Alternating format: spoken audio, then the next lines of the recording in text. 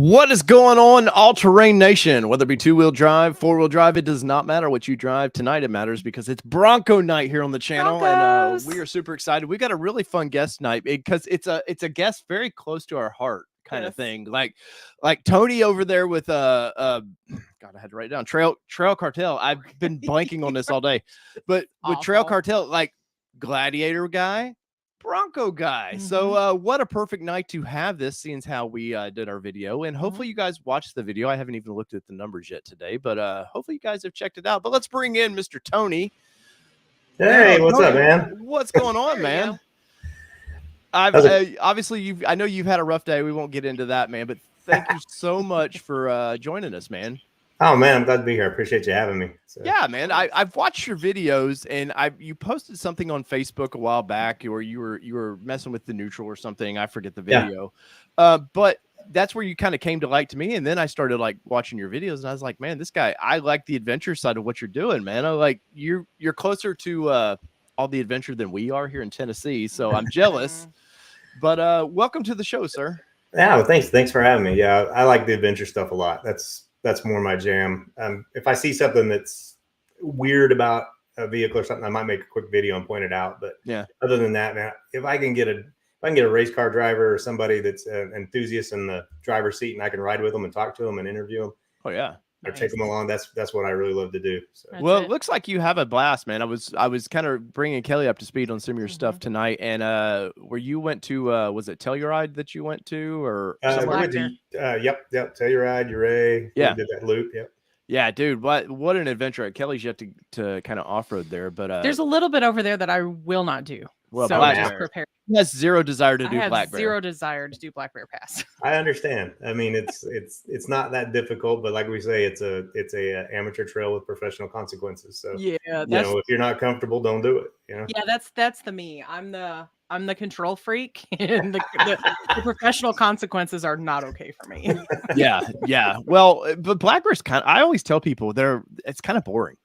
Yeah. Other than that one sharp S turn, like it's just, I mean, the view when you see Telluride, that view is worth it by all means. But you know why people get in trouble in that, because it's kind of a boring trail, and they get talking and not paying attention, distracted, and drop their guard, and or they get stuck in a log jam and they just get frustrated and they're trying to get down. You know? Oh yeah, like the girl in that Bronco Sport, man, that went the wrong way and.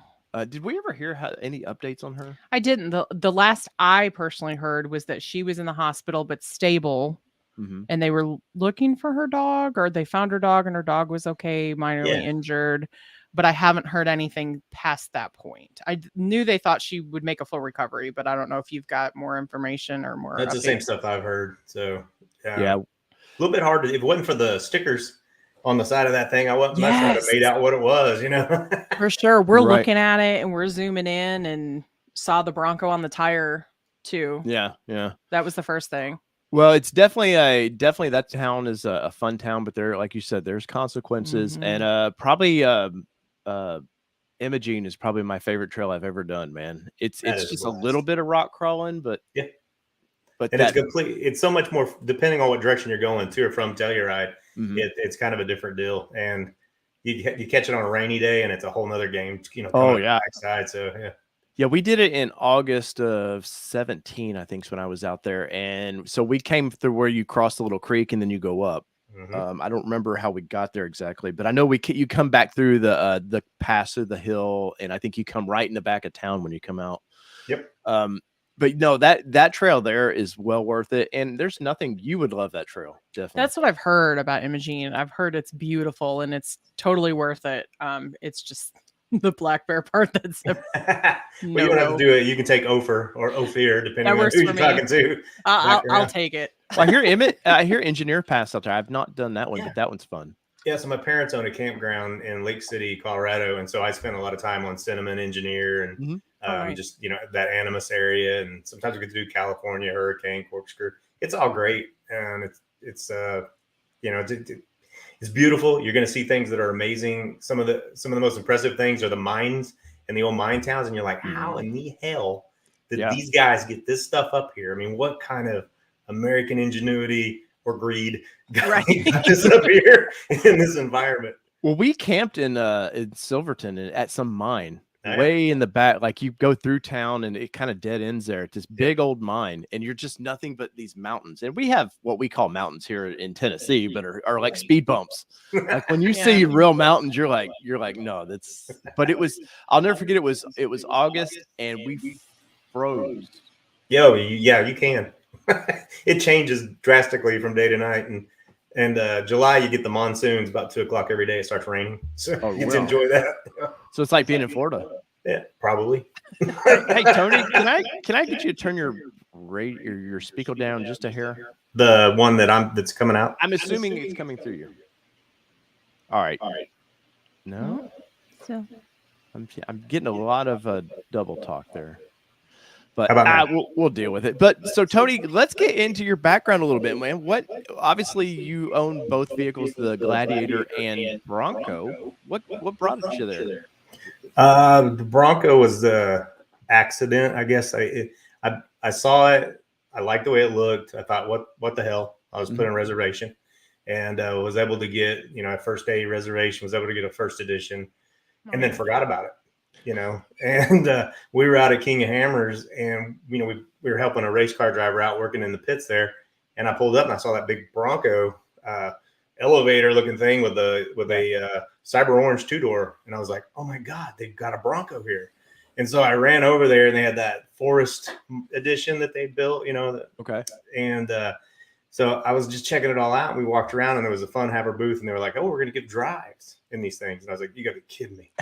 And so, man, I rode on it, and we had just got back from Baja, where I took the gray Jeep that I called Rooster, and we took it down there, and just, we had a hell of a good time. But it is a Jeep, and we got in that Bronco, and Kurt Ledoux was driving, and he took us out across there, and it was unbelievable. I mean, just that thing took off. Of course, you got a professional driver. I mean, Ford did that right? I mean, you show up, you get in a brand new vehicle nobody knows anything about. You put a Baja 1000 race car driver in there and take you for a ride. Literally drunk on them. It's like, I gotta have one. Well, and the cool thing was, like, I remember when they were doing it, it was definitely like people were 70, 80 mile an hour. They were through the desert and these things, like, and to experience that, we only got a taste of that because we had here in East Tennessee, when right after that, they came to East Tennessee and did kind of the same thing, but they gave us a little bit of on-road, and we had a hint of off-road with it, but yeah, it was not probably the experience you got. Yeah, it was nuts. I went to Supercell East. So you went which last April? Yep. Yeah, I rode with Shelby Hall out there. So nice. But it about rained us out. We weren't able to do the trail turn corner because it was raining so bad. It was a monsoon. That whole week for them was just nothing but our friend with Bronco Battalion. She was out there selling her gear, and she was like, man, it's just. We almost didn't go. Yeah, we were in Chattanooga, Tennessee, which was only about 90 miles away, and we took our daughter, and we thought, well, we'll stay in this little town and have some fun that night, and we'll go up. And it just poured and poured, and I kind of was like, you know what, we'll just turn around and go home. It's not going to be fun. And we got there, and the sun came out. It was beautiful, and we had a blast. It was awesome. I think I met her. So was she parked by the red, white, and blue Jeep up on the ramp? Maybe just kind of. I don't know where she was. Because she was gone by the time we got Heidi. there. You can't miss Heidi.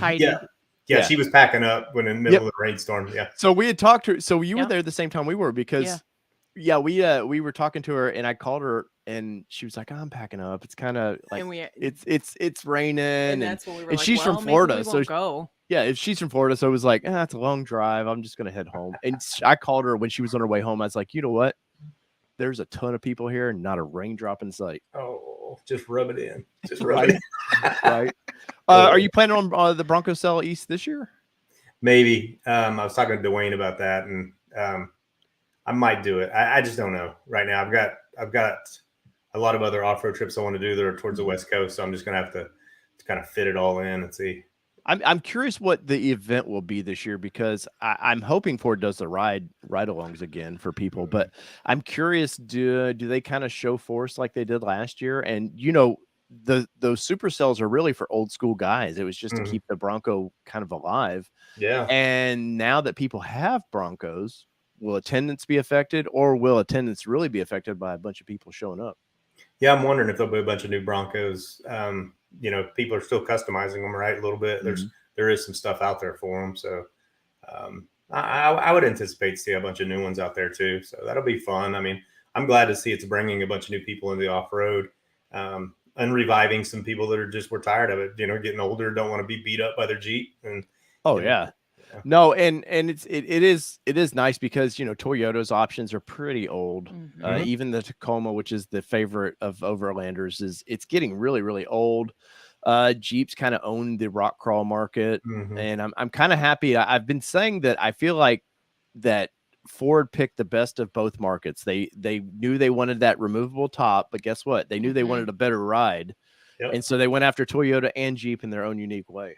I agree with you 100%, and I've said that on the Parts Room podcast. I'm like, I don't 100% know why everybody compares it directly to a Jeep when it's really just a kick ass 4Runner. I mean, you get it from the factory. It's got 35s. It's good to go. It rides. The top pops off. You spend a fortune on a 4Runner to get it in that position. Yeah. That's it. And I know Bronco did take it to King of Hammers, and Bronco did take it to Eastern Jeep Safari. So that's a self-inflicted attack, obviously. You know, I think, but it's really just, to me, like, we've had several 4Runners and we love them, but this thing's just a leveled up 4Runner. It's great. Oh yeah, definitely. Well, you've got a first edition, so you've got the 2.7 in that thing. What is your impressions of that motor? Man, I like it. I was surprised. Being a V8 guy, I was, you know, and when I first got in it, I was a little bit disappointed. I'm not a turbo guy, so I really wasn't getting into it. I really wasn't using the turbos. And about halfway from Stillwater back over here to Tulsa, I'd figured it out. And so you just get those things spun up, and it does all right. And I think it's going to be kick butt in the dirt. You know, when you get go fast dirt, I think it's going to be a blast. Yeah, if we could ever get the weather to cooperate, anytime we get a chance to get out in it, it starts raining here. Yeah, same thing. And we haven't wrapped yet, and so for us, we want to make sure we wrap it because we're an only year color. So for us, we don't want to ruin the Rapid Red on the vehicle yet and get it torn up. So we're in the talks with our wrap person and figuring out when we're going to get the Bronco there so we can actually take it out and get it. Yeah, because that's been the bummer. The paint on any new vehicle is always so thin now. And, you know, I mean, not that there was a major upcharge. And I know that sounds so bougie to say we can't take it wheeling until it's wrapped. Well, we have a lot of trees. Protect your investment, you know? Yeah, we have a lot of trees. We do. We have a lot of trees, so we would have a lot of trail rash. Yeah. Those are pinstripes, right? Beauty marks. Yeah. But do you really want more beauty marks on the beauty that is the Bronco? Like, probably not. I have the same. Ask your wife. I bet she would tell you the same. Well, all right. So we have the ADV hood, front rear fenders for the thing. I managed to get some Fox DSC shocks early, so I have those. Nice. I have wheels for it. I don't have the control arms yet, and I'm not really getting a good. We should go ahead and modify this vibe coming from her. She's like, I thought that's what the second one was for. I'm like, well, it's a 2023 now, man. Parts I have is gonna be obsolete. Yeah, that's the thing is, and you know, 4-Wheel Parts was kind of the initial crew to come out with, you know, obviously they got their hands on it before everybody else, and but I'm not always the 4-Wheel Parts fan. Sure. I mean, I like that they came out, but I'm happy finally seeing some new companies coming out there, and sometimes I think the little shops innovate better than the big guys do, because the big guys know what sort of works, and they just throw their money at that, where the little shops sort of take advantage of the situation. And that's interesting because there's definitely a lot of retail stigma about 4-Wheel Parts that, you know, you'll hear. But I had a chance to interview Ryan Kennelly in Moab and was talking to him, and like their shocks, their coilovers and everything, you know, people are like, you know, maybe I would, maybe I wouldn't run them, but those are Walker Evans. And it's like all that stuff is race car stuff. It's just, it does have that decal on it that makes people think that it's more attuned for just spraying and praying it out to people. But when he was going over some of the parts list, it was like, damn, you know. Well, everybody's excited by Icon and some of these companies starting to do stuff, but some of that stuff to me is just overrated and it's overpriced. And I know everybody wants, not Fox. I can see the Blue Label and the shock company, King. Everybody's like, oh, King, this and that. And the problem I've always had with like performance shocks are you get about 10,000 miles out of them, and guess what? You have to rebuild them. Supposed to. Yeah. Or somebody sells them super cheap. But some of that stuff, I think, Overland Crowd and a lot of these guys, they jump into things and they're like, I have to have the best. They don't know what their best really is. I have to have the best. So they jump to Fox or whatever. Yeah. And sometimes I don't think they realize, like, you pay to play. And if you want the most performance out of that part, there's consequences to that. Yeah. I mean, I call it race and replace, right? I mean, that's what was on the gray Jeep. And I knew what I was getting into, put a lot of race parts in it, run it really, really hard. You knew there was going to be maintenance intervals on it. And you're going to get that with some of the higher end stuff. Like I'm waiting on Camberg's upper control arms, and there's things about that are going to require it to probably be rebuilt a little bit more often than maybe even the full wheel parts one. Yeah. But it's going to take, I think, maybe more abuse than that upper control arm. I don't know. I haven't been able to run either of them, so I'm just guessing. And I'm, clearly. Yeah. I don't know if I know you were kind of late getting into this, but I don't know if you saw Bronco Nation did where they were testing the Raptor, the Bronco Raptor this afternoon. I think it's about 6:30 our time. Yeah. And somebody in the comments made a comment about, oh, do you think those shocks on that thing are rebuildable? And I was like, no, they said, how often do you think we would need to rebuild them? But there's no way in hell that a factory is going to give you rebuildable parts.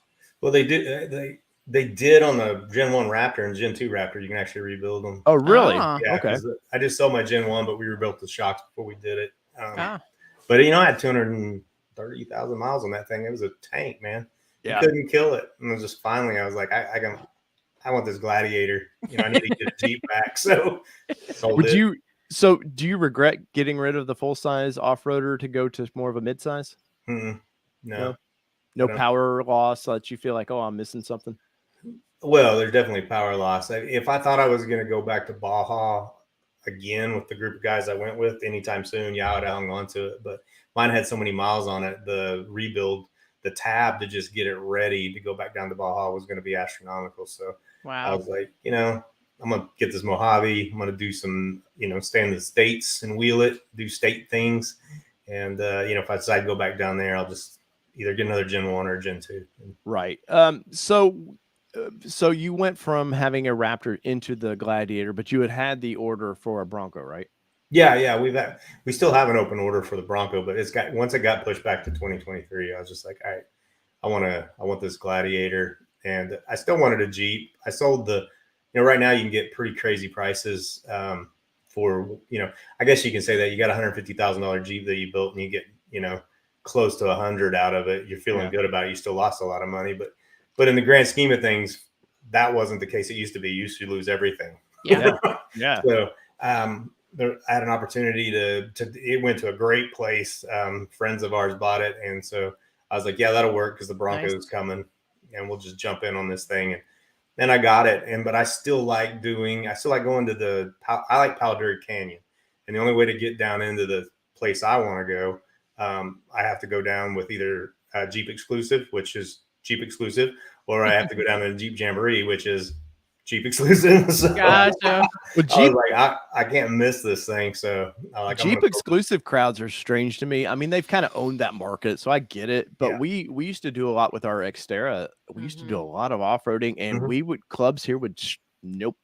Not want to be a part of it. Yeah, they wouldn't let us in, and then we would have Jeep people that would reach out and be like, so can we come to your event? And we were like, yeah, but you can't be in the group picture. Like, that's all we asked. Like, you can't be in the Nissan picture. Like, that's what it's a Nissan event, but you are welcome to come and be with us all week. And I mean, we'll take a picture with you in it, but the official one isn't going to have you in it, Yeah, it's hard to send these pictures to Nissan and be like, oh yeah, there's like 60 trucks and a Jeep. Yeah, it makes sense. I mean, and it really does. The Jeep exclusive Palo Duro Challenge is a charity event. It raises a bunch of money and it does a bunch of good, I feel like. So I love being a part of it. But nice. Yeah, I mean, I like when I went out to Easter Jeep Safari last year, there was Toyotas, little Chevys, Xterras. There was everything but a Bronco at that point in time that was in the. I signed up for the runs and just went with groups because I didn't want to think. I just wanted to have a good time and wheel. And you got great spotters when you do that. So they take you up things that you wouldn't probably attempt on your own, or at least I wouldn't.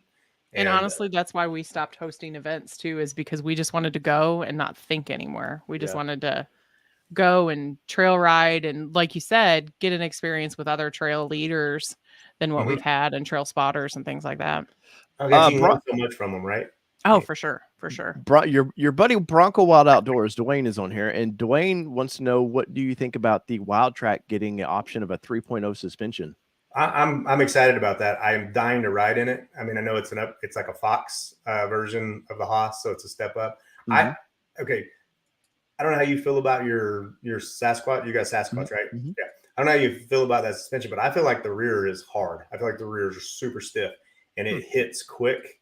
It's like I hit the bump zone really, really quick in it. Yeah. And so I'm dying to get that Fox ride, that feel that you get in the higher end Fox. And I'm hoping it probably won't have a live valve feel, but I'm pretty pumped about it. And I think I got an option to switch to that. Oh, nice. Right. Because I think they're going to let reservation holders make a change. Well, have you coded your Bronco non-buildable right now? I haven't, but it is coded non-buildable because of the mic top and the receiver hitch. Okay. So order banks will open back for 23. They'll open this summer, so you definitely can switch it when your order banks come back open. But finally, Ford is giving the Wild Track a reason to be a little different, because that was the biggest thing. I thought about buying a Wild Track, but you don't get the cool skids.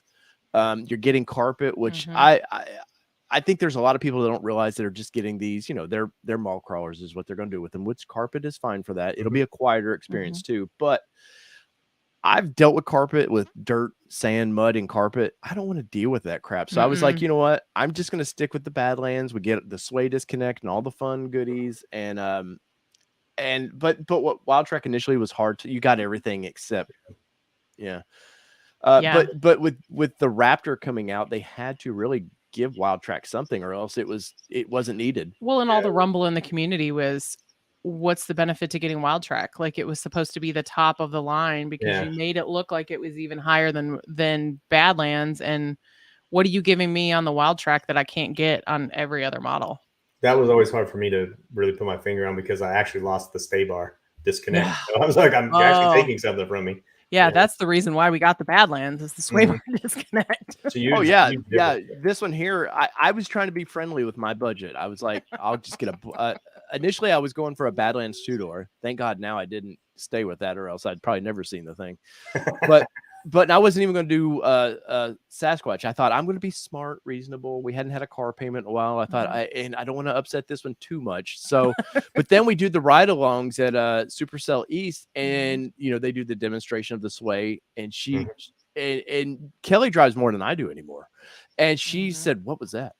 And I said, "Oh, it's the sway disconnect." She's like, "Or are we getting that?" And I was like, "No." And I said, I want that. Want that? And he goes, well, if we do, we have to go up to that. And I was like, well, if we're going to do it right. Like, I mean, if we're going to build this thing, because we've told our viewers a lot, is like, we came from like the penny pinching version of building our vehicles in the Nissan community, because you had to figure out how you were going to modify it, because there was no aftermarket. Like, there's no aftermarket. And then you had to figure out how to do it fiscally smart, because if you could get somebody to do it, it was a custom shop, so it was a custom order, and you had all these things that you had to think about. So now that we're getting the Bronco, I was like, and we're getting older too, so like, I mean, I make us sound like we're 70 years old, but like, we're getting to a point where we're like, I don't know that I want to do all of that on a vehicle, so why not take it from the factory under warranty? Let's get the sway bar. Let's get the diff. Let's get everything. Yeah. But our buddy Cigar Texan, which is in somewhere in your Texas, I hate to say Texas area because it's such a huge area, but his daughter picked up he bought her a Bronco Sport tonight. So congratulations, sir. And he said she's been sitting in it for 2 hours. I did the same thing. I'm not gonna lie. Oh no, I picked ours up. And we picked it up, and he didn't want to. No, I drove it back at part ways, and I was like thinking, I'll be the biggest asshole in the world if I do not get out of this vehicle and let Mama Bear here drive some too. Especially when all of our viewers would have known, because I would have made sure that they knew that I was not able to drive our Bronco part of the way home.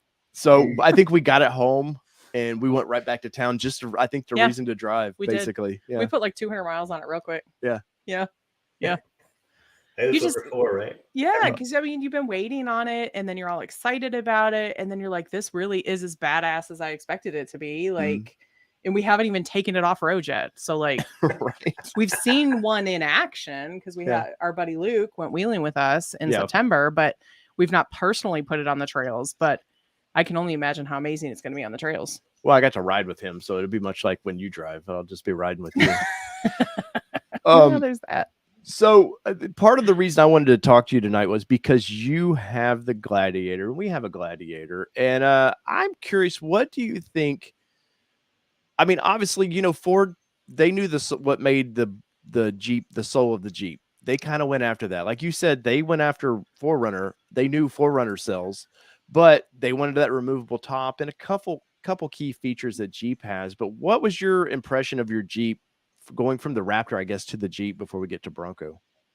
I was surprised because it is a Mojave, the way it rode.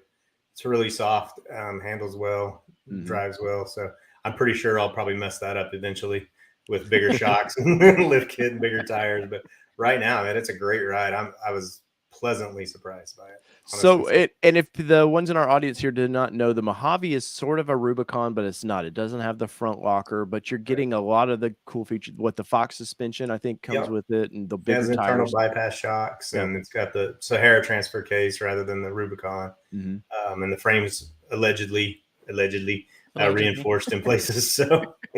Well, because we were at the Chicago Auto Show when they debuted that. They had the frame out, and of course, like Ford does with theirs, they highlighted all these little areas that. But I will say, desert running in a Jeep to me don't go hand in hand. I don't want to take that thing to the dunes. No, but that's what they built it for. I mean, exactly. I'm not good at the dunes either. I mean, I've been honest about that. That's my Achilles heel right there.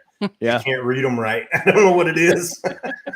Well, we don't worry about the dunes in Tennessee, but we see a lot of Mojaves around here. But so you said offline, you picked this one up used. The dealership had something they were trying to get rid of, and but I'm sure you've had the doors off, the tops off, and all that, and it's a lot of fun to have a truck that way, right?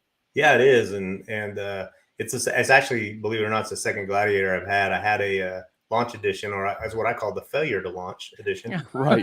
That you got. I think I was the last person in the world to get my granite crystal. Yeah. Gladiator. But then my mom saw it and she said she wanted it. So she got it. Nice. Had about 2,500 miles on it, and mom took it.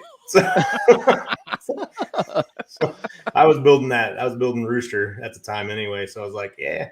So you've got lots of ladies in your life taking your vehicles from you. We are an off-road family with a Jeep affliction, honestly, right now. But we've got this new Bronco that's just kind of making paths for us. Yeah. But so now I know if you guys go to his channel, you'll see adventure videos that you've done in that thing. What was your impression of the ride quality? I know obviously you said it drives really well, but the thing we found with our Gladiator, and of course your trim is we have the Willys edition, so it's like a Sport Plus basically. Right. But the seats are hard as hell. They're very to me 150 or an hour and a half or so. I'm ready to get out of this thing. Right. This one's pretty comfortable, and it has different bolsters on the side that kind of come around you. So my daughter's JL, well, actually, she just sold it. It had very hard cloth seats in it. Yes. So I know exactly what you're talking about. They're very firm. Mm-hmm. Yes. And for me, it'd make my legs go to sleep after a while, just where it hit me right in the back of the. Well, I literally had to put a pillow. We drove it to Michigan when Ford was going to launch the 22s, and we drove up to Michigan. We were doing a review on a first edition, and on the way back, I had to put a pillow in my seat. I did too. It hurt. My ass hurt so bad that I was like, I've never had a vehicle this happen. Well, and we were only in somehow we made it up there fine. Yeah, and we weren't too tired. Yeah, butt tired. But on the way home, we were like an hour and a half in or something. And we both were our daughter was in the back, and he was like, I think it was about right. We drove by the plant in Toledo. Yeah. And he was like, man, my butt's hurt. And I was like, yeah, mine kind of is too. And our daughter's in the back. She's like, you want my pillow? Like, yep, sure do. And I'll take your Squishmallow. Turns out both of our butts are asleep. Yes. They sure were. But overall, what would you say if Ford was going to build a Bronco truck? Would you be interested in something like that? I would be interested in something like that. Because I've found that our Gladiator, which it's a Jeep, so you have to participate in driving. You just can't follow. Like, you really do have to participate with it. Yeah. What would you say if Bronco truck came out? Because I like having that I can take the doors and all that off of the vehicle, but yet I can go to Home Depot if I need to and actually put something in the car. Yeah, that's the part I love about it. And I've spent so much time in Jeeps. As soon as I got in the thing, I felt at home. I mean, I knew where all the buttons were. I knew where everything was.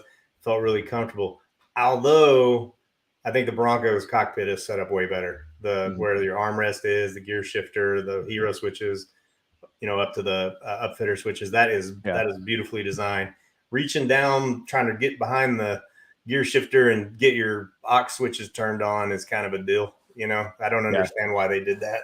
And as a matter of fact, I had them in the last Jeep and didn't use them. I ended up putting what did I put in? A Switch Pro up on the A pillar so that I could just control it from there and not have to look down.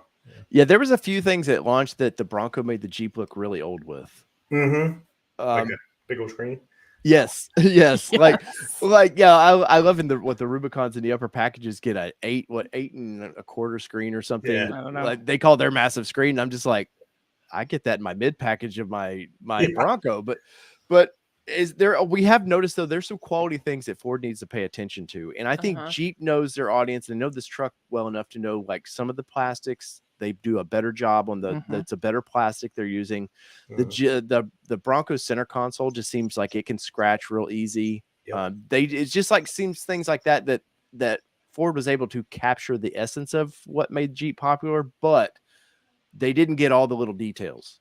Right. And that they probably will, I guess. But answer me this. You had a 392 in your Gladiator from the factory. Oh, no. Yeah. I kind of hinted to that today in my video I dropped. Yeah. No. Yeah. I mean, like perfect off-road vehicle, maybe. If they did that in the Mojave, then let's go hit the dunes. Yeah. When you've done some time in the 392, right? I built one. We swapped it. Okay. We did the America's Most Wanted Hemi swap in it. Oh, nice. They did it down at Exodus, and that thing was rowdy. Yeah. Well, we were at a press event in Austin, and we took the 392 out, and we took a T-Rex out, and that was a nice time. But I will say, you were kind of alluding to it earlier that the thing about Jeep is when you get in one, you've been in all of them. Yeah. And we did time in the 4xe as well. And I was kind of disappointed, especially in the 392, that all you're kind of getting was the stitching in the interior. Like it felt home, but it felt home, but there was not enough for what that thing costs. I didn't feel like there was enough to justify it. Yeah. There wasn't anything, earth breaking or ground shaking about the whole thing, but, it sounded good. It pulled good. I rode in it at Moab when they did their first adrenaline ride, I think is what they called it. Nice. Out there. And it was, the Jeep didn't have any issues, but the actual tour had some issues because we were one of the first couple of people to get on it. But compared to the one that was swapped, it was underwhelming, Yeah. Oh, yeah. No doubt on that. And I'm sure I just made some people mad, but I'm not the only one that feels that way. There's plenty of people who have done that Hemi swap and can attest to it. So just stop. No, but for to get a factory V8 in that thing, Jeep guys have been asking that further. And guys, I know this is a Bronco show. Right. Trust me. We're getting there. But people have been begging for that. And basically the only reason they put a V8 in that was because they knew Bronco was coming and it was going to steal a little bit of limelight. And they're like, okay, Jeep guy, we're finally giving you what you want. Yep. 100% believe you. Yep. Oh yeah. And then finally to offer the recon package where you can get 35s finally too is like Jeep crowd's been asking for that forever as well. And I think at some point Jeep sort of knew their audience and they could not take their audience for granted, but that their audience would want these more things, but we're happy just to continue to keep buying, a Rubicon with 33s. Where are they going to go? Yeah. Yeah. Well, so your comparison of Jeep, your Gladiator to your Bronco, what are some of the key things that you noticed right away that were better or worse? On road handling, crossing like railroad tracks or hitting chop, the Bronco just stays right where you put it, and you don't have the bump steer that you experience in the the Gladiator, and it's a Jeep thing that you learn to love. I'm not throwing rocks at it. It's just part of having a solid front axle. But man, that thing stays where you put it. Stays online. It is a very comfortable front seat, very well laid out cockpit, very comfortable. Just drove it, quite a ways today. A couple of 2.5 hours one direction, 2.5 hours back, and man, you set the cruise control, let the turbos do the work. It's not downshifting, it's not hunting. It was fairly windy at times, and it just handled really well. So you have a first edition, right? Mm-hmm. Yeah. So you've got all the extra cruise control options. And... Yeah. Sometimes I don't pay attention, and I'm doing like 45 mile an hour with this, but you know what? I'm in an 80 mile an hour zone behind a semi. Oh wow! Oh crap! That is a handy feature, though. It is. I've messed with it in other brands, and it's been kind of underwhelming. But I know when we did our weekend test of a first edition, I was surprised how it just I don't know, it's more responsive than some of the Nissan stuff we had tested in the past. I like it a lot. Yeah. Did you we got lucky. We got the Mick top, which I was shocked that we were able to get. And then I didn't want that navy pier. So I said I want the black interior, black seats, and actually got them. Took a little longer to get it, but the whole dash on this thing's murdered out. I mean, it's black pad, black fascia, and so I'm like, man, I love this thing inside. I almost hate to break it. Do you have any big adventures planned with this thing, or is the wife going to not allow that? Oh well, yeah, we haven't talked about that since she's been driving it. But yeah, I think I'm going to take. It is going to Moab, and it will be during the week of Easter Jeep Safari. But I won't be disrespectful. I'm not signing up for the runs. I'll go the opposite way. I've got some other friends that are going to be out there that have both Broncos and Jeeps, so we're just going to do our own thing, and because we're off-roaders, Sure. If it causes anybody heartburn, I don't want to be part of that. But right. Well, there's a lot of butt hurt in this community.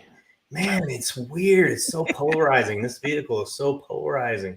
Just off-road together. Have a good time. Right. We're just here for the same thing. Like, stay the trail, have a good time, and let's do it. Like, look at all the new people coming in.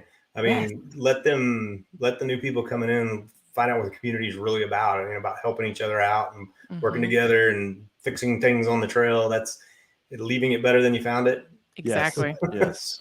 And the cool thing too is, like, we've had people that we would take out and they would break something and they were like panicking because not everybody's mechanically inclined, or if you stay in this field long enough, you're going to get mechanically inclined.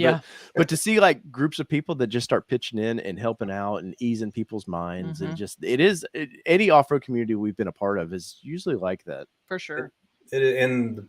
So far, my experience has been just good people. Last year at EJS, we ran into a guy, brand new Jeep, and it overheated on him. The fan stopped working and everything. And I had there's a little fuse bus that you almost can't find right now. And I had an extra one just because I was nervous. We just swapped mine. And I pulled up and I said, here, this may be what your problem is. My group is leaving. I can't stay. Yeah. I gave him the part and he's like, hey, if it's not, where are you staying? And I told him. And we did our whole day deal. We're sitting back at the hotel that night, just chilling. And one guy goes, I bet you never see that part. And I swear, 3 minutes later, this dude pulls up in the parking lot and is looking for me and brings it over. And he goes, I got it fixed. Here's your one. Oh, nice. Like, see, he didn't even have to do that. It's just, awesome. That's the beautiful thing about the off-road community. People break a hub on a Jeep or whatever vehicle it is. Everybody's down there trying to help. Sometimes too many people. Yeah. But everybody's like, I need this warrant hub. And there's like 4 people bringing them. Like, just send me a new one, Yeah. Sometime alpha male kicks in. And when there's a group of alpha males, you're just like, I just step back. I'm like, you know what? Well, yeah. They can figure it out. I would get the camera and wait on the fuse, the lights. And one guy is working harder than everybody else for real. Yes. And you've got 10 supervisors and you just wait on the fuse to blow. That's why I just stand back. Like, I could be in there helping and doing the dirty work, but it's like, you guys are, you got that. You don't need one more supervisor right now. One more supervisor. Yeah. Right. That's it. So what's the big plans? I mean, obviously you like building things. Is the first edition going to get built, or are you waiting for the next one? No, I think the first edition will probably get built. Like I said, we're just waiting on the upper control arms and the lower control arms for the rear. But in the meantime, I'll probably start on the Gladiator, and I've got, I'm probably going to take it. I know where it's going to end up, but I'm going to take it through some phases. to get it there for content reasons. A lot of people are asking me. And for me, a lot of people is probably not the same number of people as a lot of people with you. It doesn't take very many people to ask me to go, why not? But they're wanting to go through iterations and, how do you get it to this level and put 35s on it so it'll wheel? And I'm like, well, that's a pretty inexpensive middle from where I'm going. So let's just do it and see what happens. Oh, I've got wheels. I've got some garbage zone pucks to lift my Gladiator with, but I don't know if it'll ever happen. But I think I'm doing the AEV ones for the first step. Because they make one for a Mojave and it's got shock extension. So let's run that and see, and put some 35s and maybe go to 37s. And ultimately, it'll probably be on 38s and Fox 3.0s with 3.5-inch lift. Man, 40s Gladiator are in 38s like that for whatever, it's a long vehicle. There's no way you can say, no, they don't look that long. You're kidding yourself if you think that. But when you put a 40-inch tire on that thing, it just comes together for whatever reason and looks perfect. It looks great. And the only reason I'll not go to 40s, stay with 38s is probably I still want to drive this thing faster than I probably should. Yeah. Try to use it as more of a hybrid and less of a crawler, Right.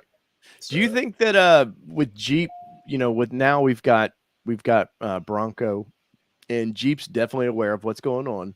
Do you think now they're like, we're going to have to, Stellantis right now is in this, like everybody, this big weird EV push. And I think the 4xe is a waste of money right now. I like it. It's nice to drive, but it's a Jeep.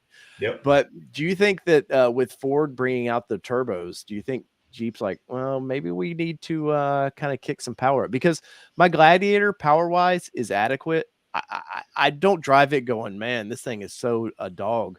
But at the same point, I don't drive it and go, man, this motor is so exciting. Do you think that 2.7 might make Jeep wake up a little bit? I hope it does, because we know they're killing off the big blocks, the V8s anyway. And to be honest, guys like me are into big, rowdy, nasty motors that maybe don't make much more horsepower than a turbo small engine. We're dying off too, right? We're getting older. Yeah. And so the next generation that comes up, I mean, those are the guys that are, they want the EVs and they want the smaller, more efficient motors with the turbos on them. And that's their world. And I think the off-road manufacturers would be crazy to ignore that. Right. I mean, we'll probably see, I think, a lot more, or I hope we see a lot more of that. Well, I think a truck platform, whether it be Ford, Bronco, or Gladiator, I think it sets itself up nicely for a hybrid. Yeah. Well, it's got the body link for it to hide it somewhere, hide the batteries. Yeah. So I think it gives you some options that I don't see EV as being an option on off-road right now. And you've done enough off-roading. I don't think that it's there. The batteries are way too heavy. I think if you look at the Hummer right now, it's almost 10,000 pounds. Like, the new one. Yes. Wow. It's ridiculous. It's literally the gas guzzling EV now. So where would it be a hybrid, be a happy medium for these? It would have to be, right? Because if something happened out there and you ran out of power, I mean, you're going to have to drag it out and drag it all the way out. Right. So either you're going to take in a generator and charge it. So, I mean, to have at least a small motor that would charge the batteries, that only would make sense in my opinion. Yeah, you could do probably the 4-cylinder like Jeep's doing and stuff and be fine with that. What are some disappointments about this Bronco?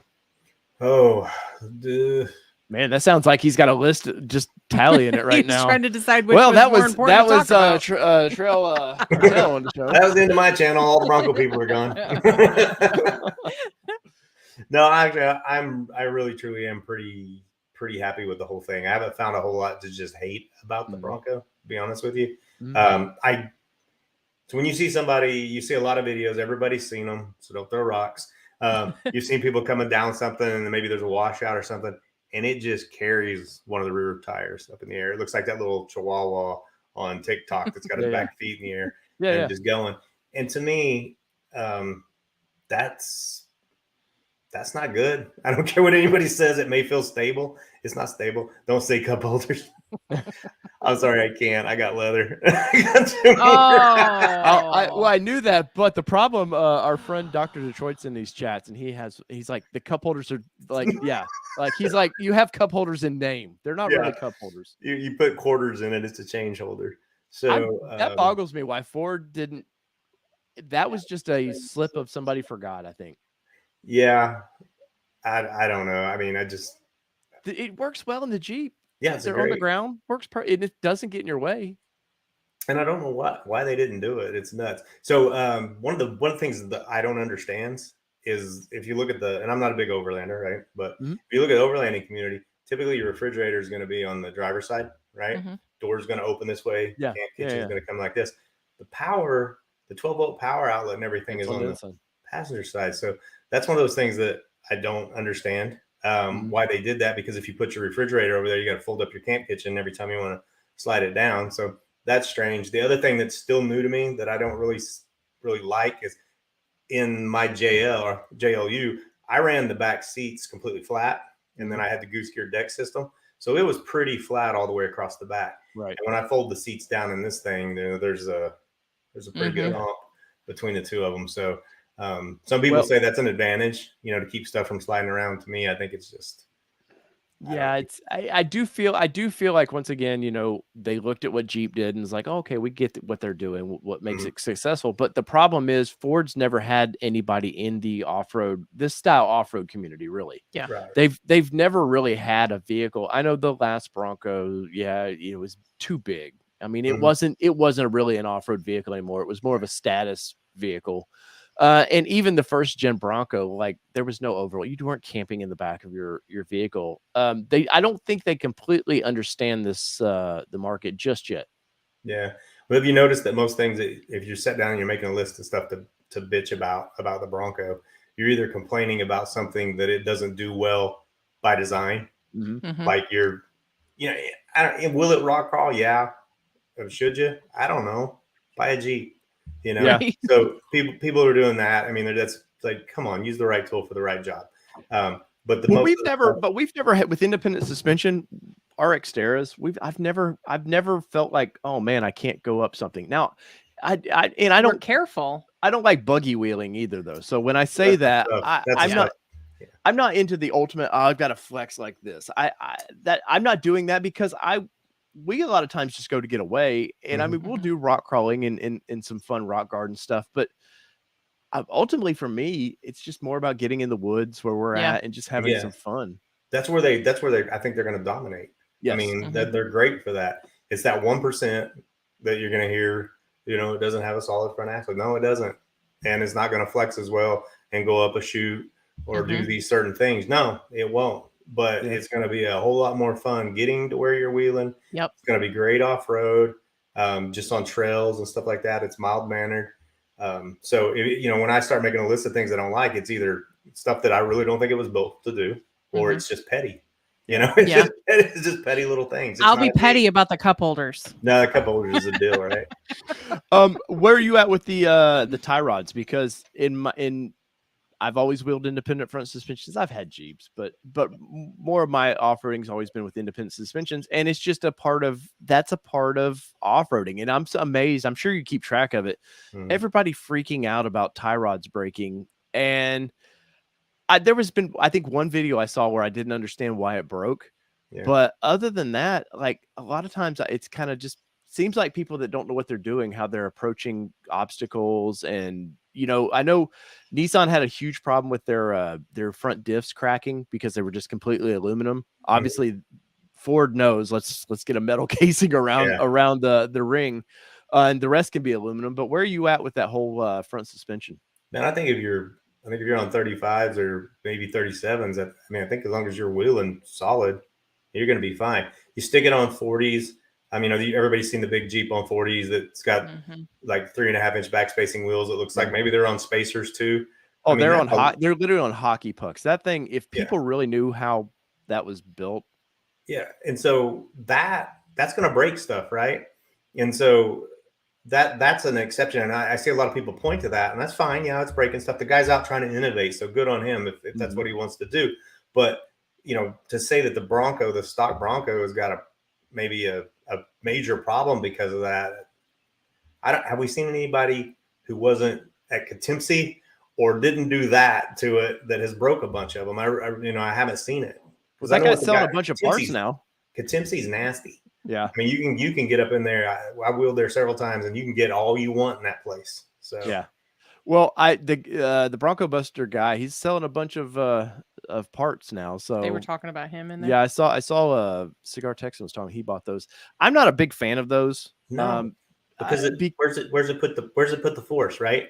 Yeah. So the force is now going straight into your steering box. And what do you want to break on the trail? You want to replace a link that you can have in your tool bag, or do you want to try to go out there and replace a steering box? Yeah. It's not like you want to build fuses in there, but Ford engineers, I'd like to think, had a pretty good idea about what they're doing. So if you're going to break something, I want to break something where I can get to it and I can have a bag full of them. Well, and non-pandemic times, it's not like tie rods are ridiculously expensive, and especially once AutoZone, and I hate to say those manufacturers start getting some of this parts in, the prices are going to go way down on that stuff. But I'm not a fan of that part, because what if for some reason you crack?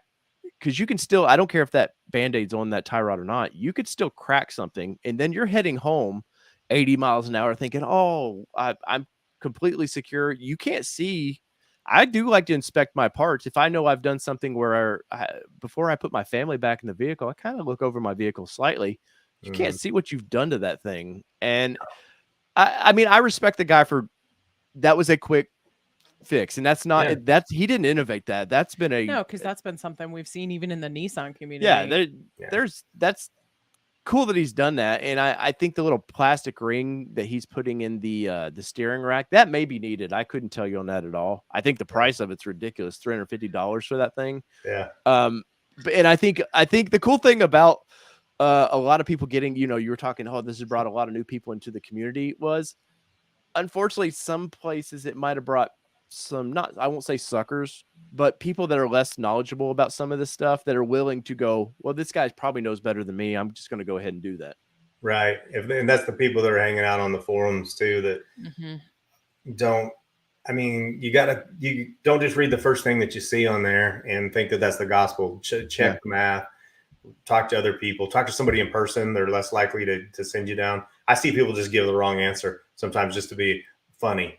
Oh yeah, trolling. And I'm like, boy, I hope somebody either calls this person out or tells them the truth, because that's not right. And the person who posted it knows it's not right, So that's the forums do. They both of the Bronco forums do have. There's some good, solid knowledge out there, but sometimes the assholes outweigh the good knowledge. And I've many times have just been like, you know what, you guys do you.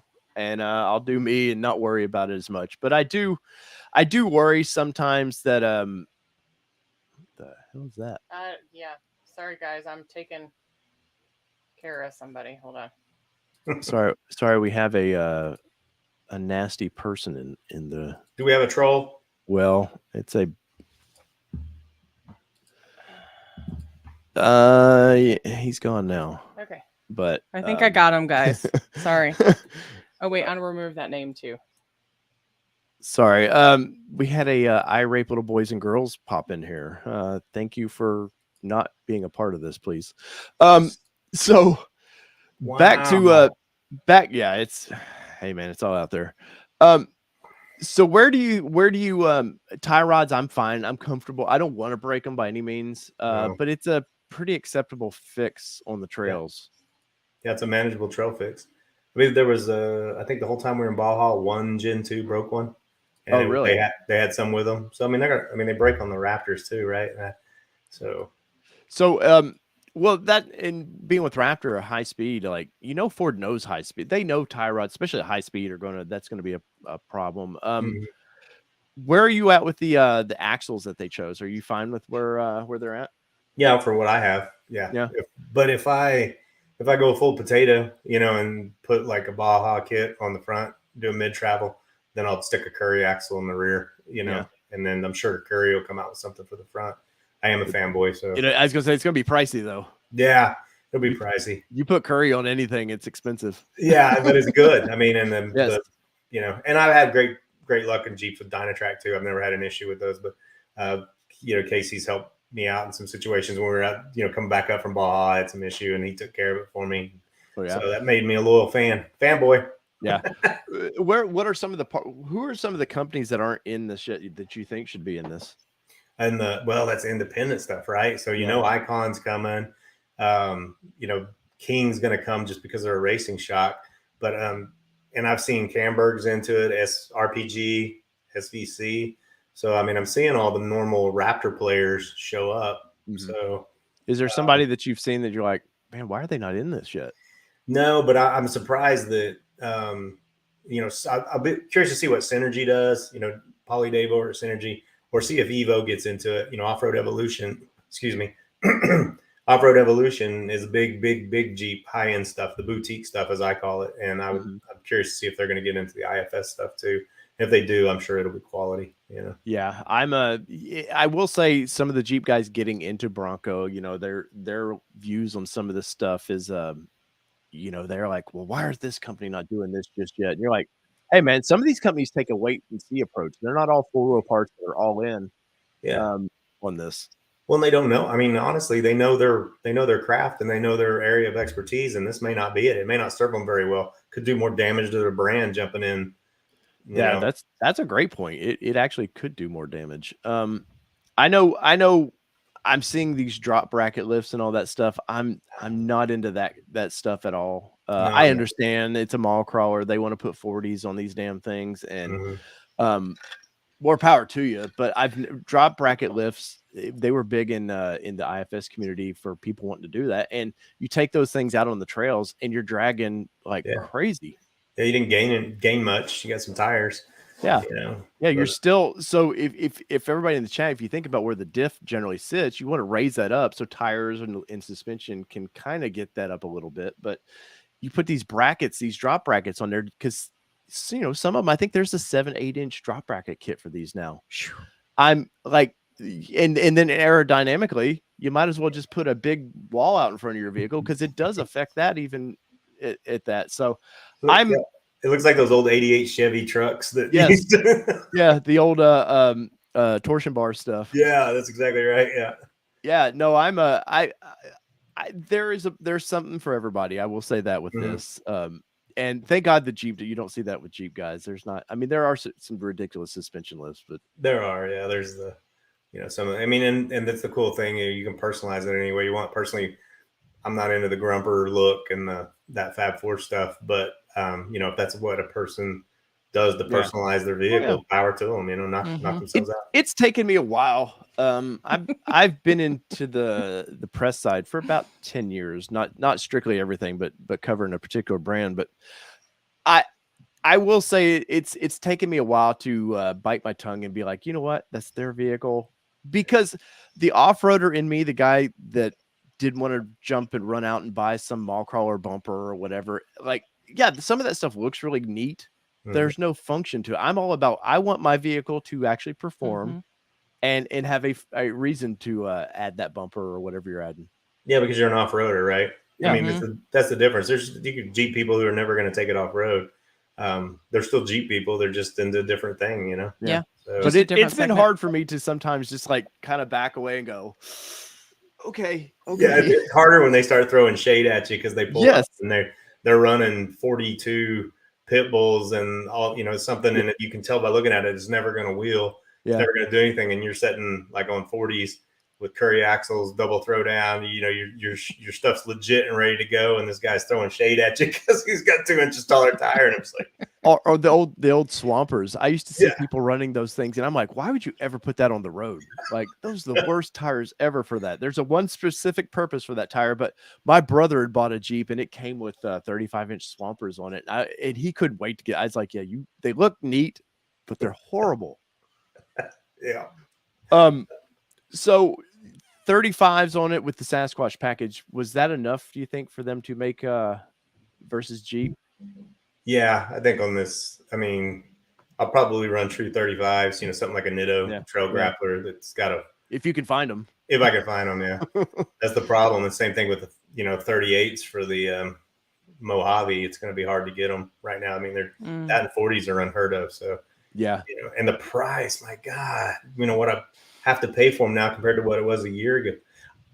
I've got KMC machetes for the Bronco, and I ordered them in December, and they're $120 a wheel higher than they were in December right now. So I will say there was a bunch of people I saw that were kind of bitching like, oh, I've got all my wheels and stuff stacked up ready in my garage if Ford would ever send me my Bronco. But now that's actually probably a smart thing because it was actually an investment at this point. Yeah.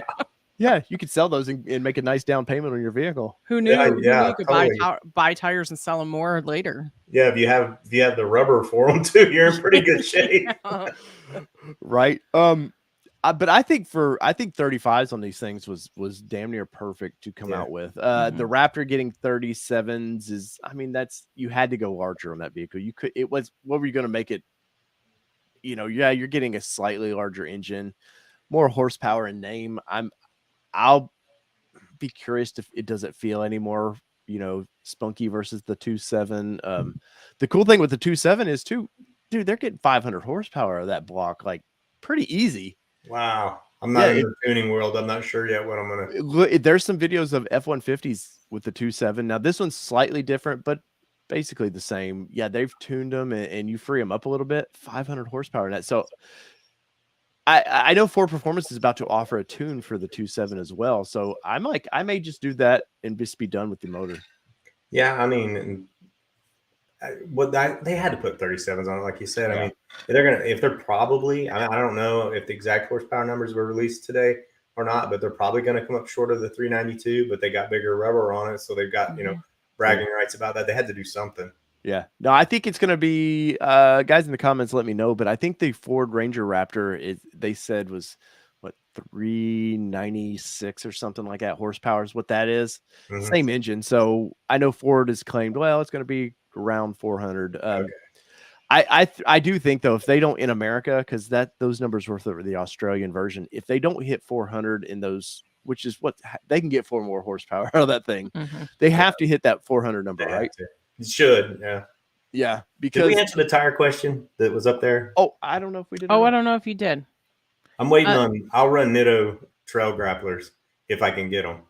Otherwise, so what size will be your magic number? 35s right now. 35s. Yeah. So 1250s. Yeah, because I want as much up travel as I can get. Because if I'm going to use this Bronco like I think I should be using it, it'll be going fast, right? Yeah. 37s will look cooler for sure. Yeah, I mean they look right on that vehicle, but probably 35s and with those ADV fenders, I think it's going to open it up a little bit, so it'll give it a good aggressive look, I think. Yeah, and like you said, you seem to like a lot of people like Nitto, man. What makes Nitto for a tire so special? I've just run them and I haven't had any trouble. And all the trips I've been on, I haven't had a flat yet. Haven't had any issues with them. You better knock on wood, man. Yeah, I carry an extra one. So yeah, but they've just been a great tire. For the most, now I've had ridge grapplers, on Hutchinson's be hard to get kind of balanced out a little bit, but for the most part, I don't balance 40s at all. Just lock them up and run them, and they're really great tires. And we've unfortunately, and it's turned out to be a good thing, we've had to buy some KM3s lately. One of my son's Gladiator we just put 37 1250 KM3s on it. Those things are super lightweight. So there's some advantage there, and they're available. Well, I was going to say the Nittos are generally a heavier tire. A lot bigger though. I mean, side by side, there's at least a half inch. Yeah, well, I know somebody was given it might have been Light Bright was given the current Goodyear tires on them some grief. Because they're like, well, and they're sponsored by the Light Bright they're great with some of the things they point out because they're always sponsored by somebody that they want to put side by side, which is what you do in YouTube. But they were really like, well, these are a true 35, and some brands, they claim it, and it's like, but every tire manufacturer has that same issue. They don't all like run. You can get true sizes, but at some point, they're all not exactly 35s. Right, and Nittos still come up short of 35 a little bit. The Toyos, for some reason, don't. Toyos are just about dead on, but you want to talk about a heavy tire. Yeah, Toyo 35s and 40s, they're load range E typically. It's like you let up the air down to 15 psi and you're still not squatting. I was gonna say you're getting no flex. Yeah, man. So people like how much you air down to? I'm like, I'm on about 8. And then somebody else just goes, that's an idiot. He's not on 8. And I'm like, I'm on Toyos. Okay, he's on 8. L's good. Well, and that's the one thing with the Goodyears they put on is they're a C-rated tire, which is I know why they want as much flex and to make it ride great, but nobody makes a C in that size tire other than Goodyear. Right. Yeah, you're right. I think in the 40s, you can get Nittos are C's and 40s, aren't they? I'm a BF Goodrich guy, man. So somebody's gonna have to fact check me to be sure. But we've had really good luck with them. I ran KM3s on my Raptor too because they were available. Mm-hmm.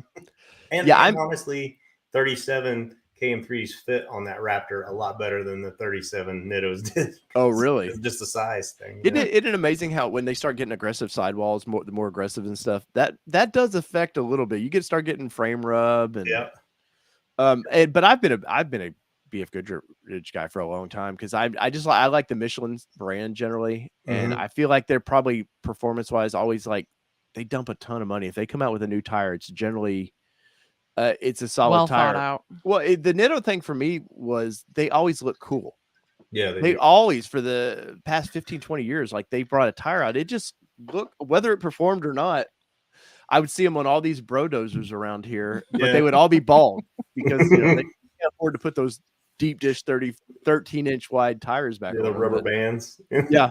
But they have looked really, really good. And I know Luke, our buddy with Lifestyle Off-Road, he was looking to put Nittos on his, like you said, he couldn't find them, or he found 4, but they were like $500 a piece or something ridiculous. But then you don't have a 5th. Yeah, that was his. And I think what did he end up going with? Yokohama's, I think, is what he ended up going with. Yeah, just because he could get them. Yeah, it'll be Nitto or those KM3s, and I won't. If I have to put KM3s on it, I won't feel bad about it. They're a great looking tire, and they're quiet. They do get noisy faster though. Yeah, they do. My KM2s would wear. I did notice like 20,000 miles. You're like, you're getting that nice. But that kind of what you pay for with that tire too is you want an aggressive mud tire. You that's part of the game, right? Yeah, absolutely. Yep. Well, you gotta look good to play hard.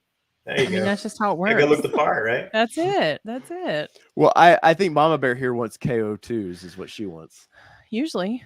Yeah. I like my KO2s. I like the sidewall protection because I've been on trails too many times where we're going through stuff and like you shouldn't cut anything, but we've had people blow tires on trails. Duratrack's like crazy. Like Duratrack's just blow and like sidewall cuts like crazy. So I like the sidewall protection of the KO2. Yeah, I used to run the 33 Duratracks, the 1250s, and I mean it was a C-rated tire, so it didn't have the sidewall protection the better tires have. But dude, you could just hit a rock and it seems like it just split open. I was like, there's another $180 or whatever the tires were at that time. Yeah, at that time you can get Patagonia for about half price, but you're gonna have to buy twice as many.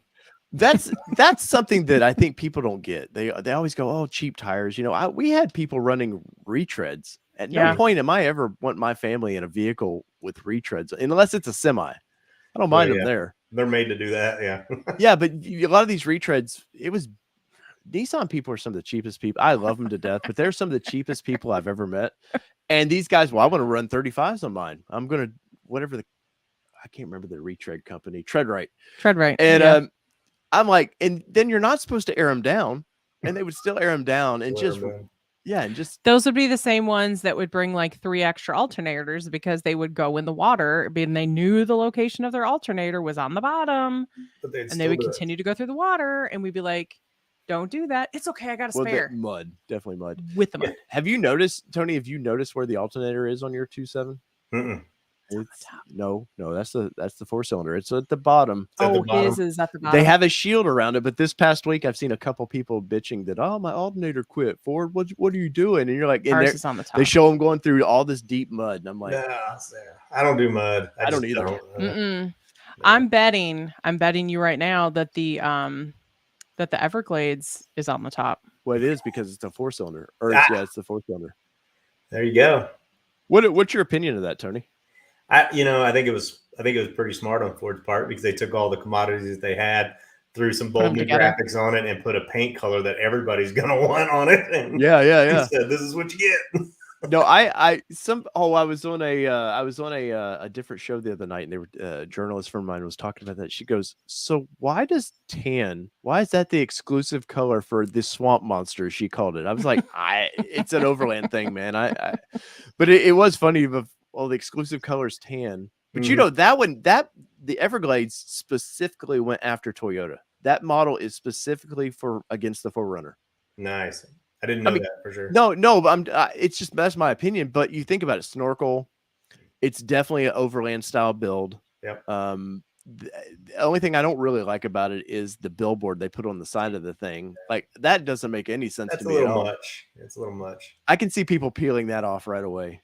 That color, I've always loved that color.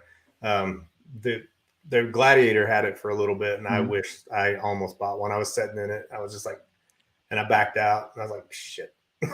Like a mulligan. Wish I had a mulligan for that one, because now this one I have is black, and that's not my favorite off-road color. That's the same with him, but yet we had so many black vehicles all at one time. Yeah, we had like 3. Right, typically. Yes. Yeah. That's the thing, is that's usually what's aftermarket. Like that's usually what's out there. But yeah, I had a black Xterra one time, man, and followed my buddy down this tight trail. And by the time I got done with it, I had just a white Xterra because of all the pinstriping. Yeah. And then we found her one, and what color was it? It was a black Xterra, and luckily we ended up wrapping that one. But but I will say the Velocity Blue that day, that I almost would have switched that color because that's a nice color. That's still my second. Really? Yeah, I love our rapid red. Velocity Blue. Really? Yeah. Nice. Of course, when the green came out, it was tempting because I'd love to see that green with some billet wheels on it, and just kind of a retro vibe going. So I've been very hesitant on the Eruption green because I'm just like, it's something I don't feel like I could live with for a long period of time. But I did see one today, which it's been out there for several days, but blacked out wheels, completely blacked out. It's a 2-door. And I was like, that's the first green Bronco that I've seen that I was like, I would drive that. Yeah. And it's kind of badass. Nice. And it's the one that's been going around all the pages. Yeah, it's like the Steelies on it and everything. Yeah. I'm typically not a Steely fan because to me, it's like your hubcap popped off. That's how it feels to me, is like you didn't have money to put a new hubcap back on there. I mean, it's the vanity in me, but yeah, it looks badass. It's lifted. I don't even know what tires it's got on it. I just have seen it. All right. I learned more and more about my wife just doing a show with her. Yeah. She doesn't like Steelies. Oh, he knew that. Oh, no. She knew that because I threatened to put Steelies on her Xterra one time and she wasn't having it. You know what but that is just it's kind of that weird military throwback that people like that look to it. Tony, what do you got coming up? I noticed you hadn't done a video in a while, man. What's going on with your? Just got kind of burnt out. I don't know if you get it, but sometimes it's just like it's just so much stuff out there. Yeah. How did we get Tony then? We got him on the show, and he's like, I don't know. No, I mean, this is the stuff I like. I like the interactive and I like the adventure stuff. But to just make a video about blah on a Bronco, there's 5 million. Now I'm interested in the hardtop fix, and so I watched that video that Dwayne did, and I'm going to try that, and I may do a video telling how it turned out. More of a reaction thing. So though I'm okay with that, but just once I'm back out adventuring, you'll see videos again. And there's I'm doing a lot of shorts right now from the Jeep that I had that are just tossing up on YouTube, and just got a lot of old Jeep footage that I'm pushing out. But yeah, how does your channel do with shorts? I had one that did like 2.8 million views. I saw that. Wow, that's awesome. But I feel like I done something wrong because a lot of the other ones are getting like 2 views. So I don't really know whether I said something in a video that's gotten me banned. She's a tricky mistress, man. She's you think you're onto something, and suddenly she's like, nope, not at all. No, but yeah, it's a weird thing. It's not that much different than any of the other videos. And as a matter of fact, I don't think it's as good as a couple of the rowdy ones, like on Mr. Uglier in the shoot. But those only did like 10,000 views. So it's like, it's weird. Yeah. Yeah. Well, the shorts for us, like I like long form content. So it's hard for me to produce something that's just like 20 seconds. I struggle. And I had somebody in here go, yeah, Dave, your shorts aren't very good. And I'm like, I will admit that. That was last week. Yeah. Because I don't know what makes the TikTok, the 3-second audience now. I don't understand that. Yeah. It's tough. Yeah, it's tough. I don't get it either. My kids are like, nah, that one sucks. And I'm like, how did you know it was going to suck? You're like, why do you know it sucks? Yeah, because they do. Right. But then you get to do interviews and podcasts, and that's that's kind of where I'm at right now. I love the podcast. I love this stuff. Well, it seems like you're part of there's a Jeep guy in your area that owns a shop, right? That is the Parts Room podcast. Yeah, I think so. He has a YouTube channel too, right? Yeah, Exodus. Yeah. That's in New Braunfels. That's about 6.5 hours from here, but that's where I take my stuff now that needs the real work. I love that guy's channel, man. I mean, I know this is Bronco, but I love his Jeep channel, man. It's really a nice channel. He's got some Bronco stuff coming. He's working on one right now. It's going to be pretty. Yeah, it's going to be a pretty good little build. Nice. So with your first edition man bumpers, stuff like that coming?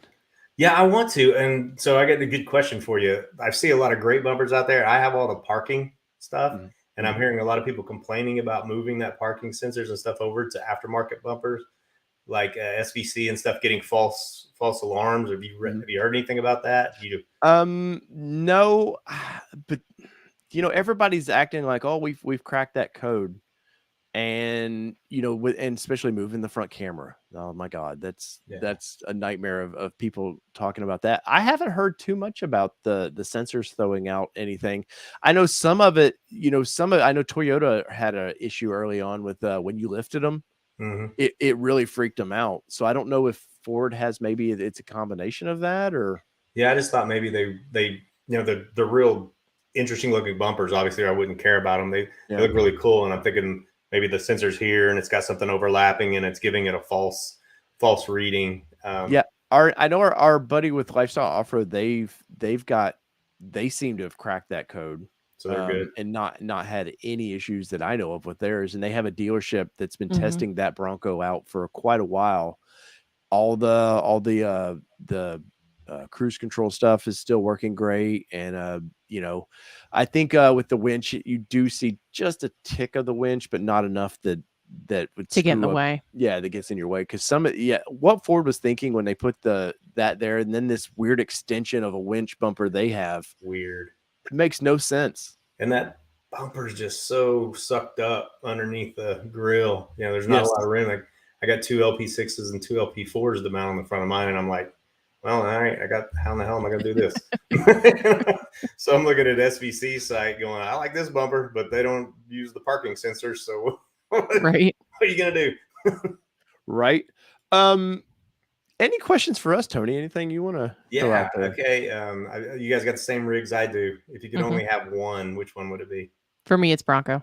Whoa, hands down. I don't even have to. No, yeah. I don't have to tell you. I don't like wheeling the Gladiator. It's too long of a wheelbase for me. I've never liked wheeling trucks, though. So it'll be the Bronco all day long. Cigar Tex in here. Thank you for that. Hey, guys, I'm not ignoring the super chat. We will get to you, I promise. I do great. You guys know how much we do appreciate that. But Cigar Tex says, Lily says, thanks for the comment. She's just got out of her process. She's been in there for like 2.5 hours That's now. Awesome, so what would you choose if you could have just one? I don't know. So one problem that I will say, we took the Gladiator out last fall. We took it to Windrock Park and had a blast with it. It was fun. It was raining, so we couldn't do the whole fun, take the doors off experience, but we still had fun. But being a sport, you're more of a Jeep guy than I would be. The throttle control on these things is horrible. Yeah. You would want to get into it. And, sometimes you just need a little wheel spin to kind of get you over an obstacle. Kelly was driving and I was getting pissed off because I was like, get into it here. He's like, give it. I said, I am. And it would just, computer would not allow that. I said, you need to get in it because it was a women's only run. So the men weren't supposed to drive it, but I literally could not get over this obstacle. And I don't like to give in and say I can't do something. So he knew. Yeah. And I was like, you do it. And I'm sure there were probably some colorful words that came out of my mouth when I told him to do it. But he gets in there and he's having the same problem. And I was like, see, it's not the driver. I don't know, but what there's on the Rubicons and stuff, I think there's a button or something you can push to override that maybe. The traction control was off. Yeah, no, we'd turned the traction control off. Trust me, whatever it was not going to let the RPMs. We just couldn't get high. We couldn't get enough power in it to torque to get over it. Yeah, we were trying to brake torque a little bit, and it just was not going to do it. We actually had to have the Bronco that was riding with us help give us a nudge. Out of this. And he likes to throw that in his videos every once in a while too. Yeah, just a flashback to the time. Yeah. I don't know. That's a tough one. I like driving the Gladiator around a lot. I really do. I like it more than I thought I was going to like it. But there is the weirdness of the Jeep, how they narrow in the front, the way the cockpit feels tight, which seems good on trails. I will say, you know, the more narrow of the vehicle, you feel like you can get through something. But I don't know. The Bronco's a lot of fun, though. We haven't, because we got ours in late November, so the weather was starting to turn. Mm-hmm. We just haven't got to experience it that well. We experienced that way in the FE we did in Michigan. Yes. But as far as our own, we just kind of haven't got to take the doors off and experience it that way. I think they both have pluses and minuses. And I've said this many times on the show. If Bronco were to do a Bronco truck, I don't need that full bed like Jeep does. You could do, you know, 4 foot of that bed, and I would be happy. I'm all in with the idea of a truck wheeler. I love. I just don't like. So he had a Frontier, and I didn't like Frontier in my Xterra. Give me my Xterra all day long. I do not like driving the truck because the truck, there's just some. I've already mentioned it in there, and all of our viewers know because I talk about it every week. I have some control issues, and so the truck just has. There's a little bit too much fishtailing in it for me. Like there's too much unreliability when it comes to wheeling it, and I just don't. I don't like that. Well, give me an SUV to wheel all day. Yeah, we took her. I even enjoyed driving the 4Runner. Yeah, the 2021. I think I was. It was a 2022. It was a 21. 21 4Runner that I drove. But you talk about old tech. Oh. Yeah. Oh my God. Toyota had brought us one out to drive, and I was like, because I hadn't experienced a 4Runner in a long time, and the backup camera, I was like, is that Mario Brothers? Like, what are we? It's like an 8-bit system here. Mobile Moto says thanks for the non-answer, Dave. No, mobile till I really wheel the Bronco. It's hard to answer that one. Let's just say cut and dry. If you had to make a decision today, one would go. Which one goes? Oh, the Gladiator. But if I had a Rubicon, that might be a tougher, because we have a basic Gladiator. Like, you know, it looks like it's got the tires and stuff, but ultimately it's not the off-road package that we have in the Badlands. That's a tough one, man. It's tough.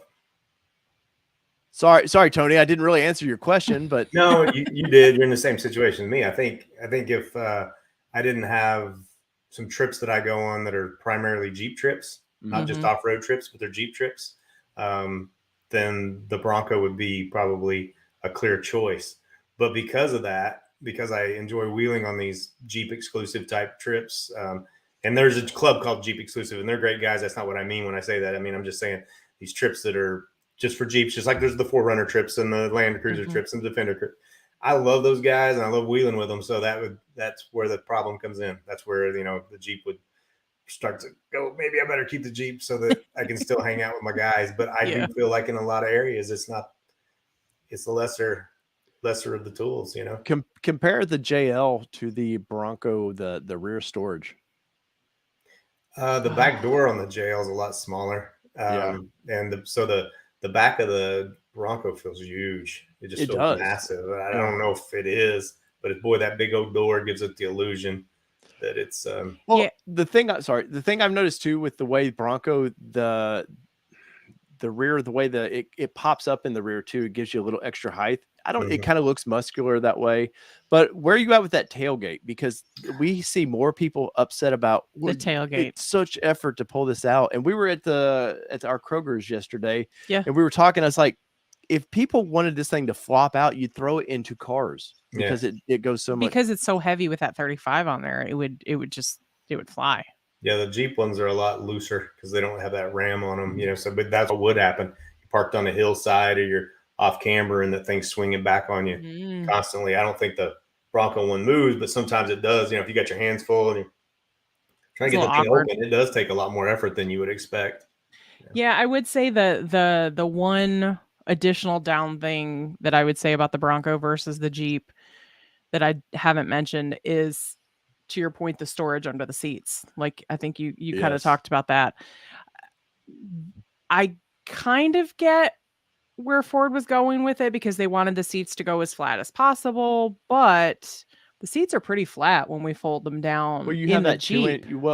The back, like we were talking earlier, you do have a Right. 2-inch, but why they couldn't have made the seats flop up and it go down where you could have some storage under there? Yeah, some kind of storage under there, because like there might be a video coming. I have to look at the footage. Our daughter videoed it, but bringing a 70-inch TV home from Best Buy, and we had just gone shopping, and I was like, I don't know where we're gonna put all this stuff. Like, but had I had the seats like we have in the Jeep, I could have packed some stuff under the seats. Yeah.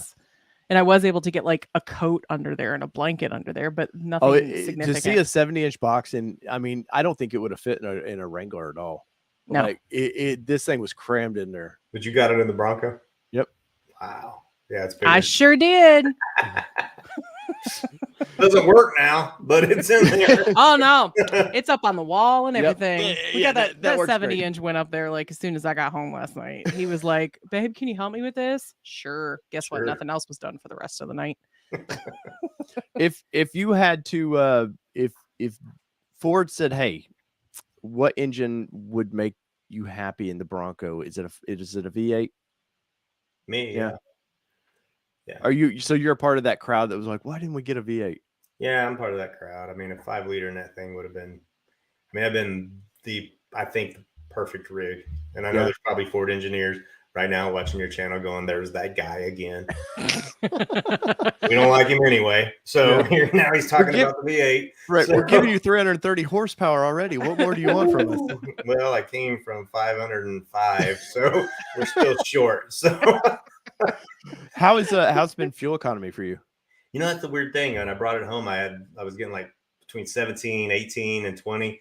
Took it on this trip today, and I came back at like 15.9. Oh wow! And I was shocked. And I put it in eco mode for a while, and it actually got worse mileage out on the highway in eco mode. We did a video on that. Yeah. We did. You really haven't seen that one. Versus standard. We did 40.3 miles. 40.3 miles. We have this. It's not a hyperloop, but it sort of is a hyperloop. And I wanted to test, does eco matter? And you really don't get over 55 miles an hour on this trip. So, which is a sweet spot for fuel economy anyways. Mm-hmm. But we got 0.6 better mileage out of eco in standard mode than we did eco. Standard. But we did also get 21 per in it too. So that was unexpected. Yes. I think that jaded. I think the first 70% of the way there, I was in eco mode, and I think it really jaded the mileage. Yeah, I probably should have reset it on the way home because it's the worst mileage I've seen. Now, I feel like eco does better when I'm in traffic because it stops me from driving the way I drive. Right. But it's definitely throttle control. Yeah, when I put it in sport mode, forget about it. How about the auto off? I hate that. That's one thing from this and the Jeep. Jeep is not as active with that. It will do it. Yeah. But it seems like I just get stopped and it can't wait to shut itself off. Ford's like, I'm done. Yeah. Well, and I was telling him, I said, here's the thing. The thing is that the rules are different in both because I've read the manual in both. In the Jeep, if the tire is turned at all, it will not shut off. But if the tire is turned in the Ford or in the Bronco, it'll shut off.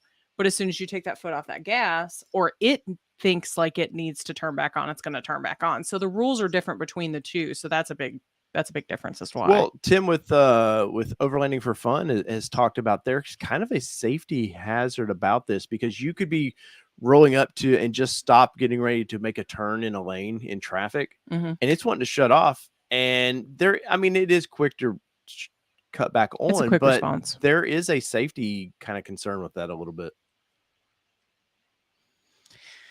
Yeah. It's just that split second that might get you in trouble. Maybe for the split second, but I've not been in a situation where I felt like it was a safety issue. Like I don't always remember to turn it off. So I operate it more often than you do from that perspective. Yeah.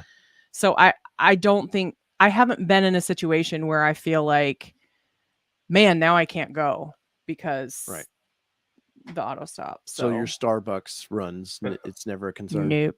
Not a problem. Have you noticed whether you can steer the Jeep when the engine's off in auto start? And the Bronco you can't. I was gonna say, not that I recall. We've compared. Is it electric? Is the rack electric? Yeah, okay. Jeep's electric. Yeah. No, I haven't tried that. Now I'm gonna have to. That's right. The Ford is completely fluid based, right? The way it's pumping. So, Interesting. Yeah, you can't turn the wheel in the Bronco. Gonna have to try that now. Tomorrow morning. That's a good video. You guys do that one. No, that's your video. Not gonna happen. He's like, nah. I'll call you with ideas and you can make them, and then we'll just talk about it when you're done. Yeah, that works. Meet you out on the trail. Have a recap. Have a recap session.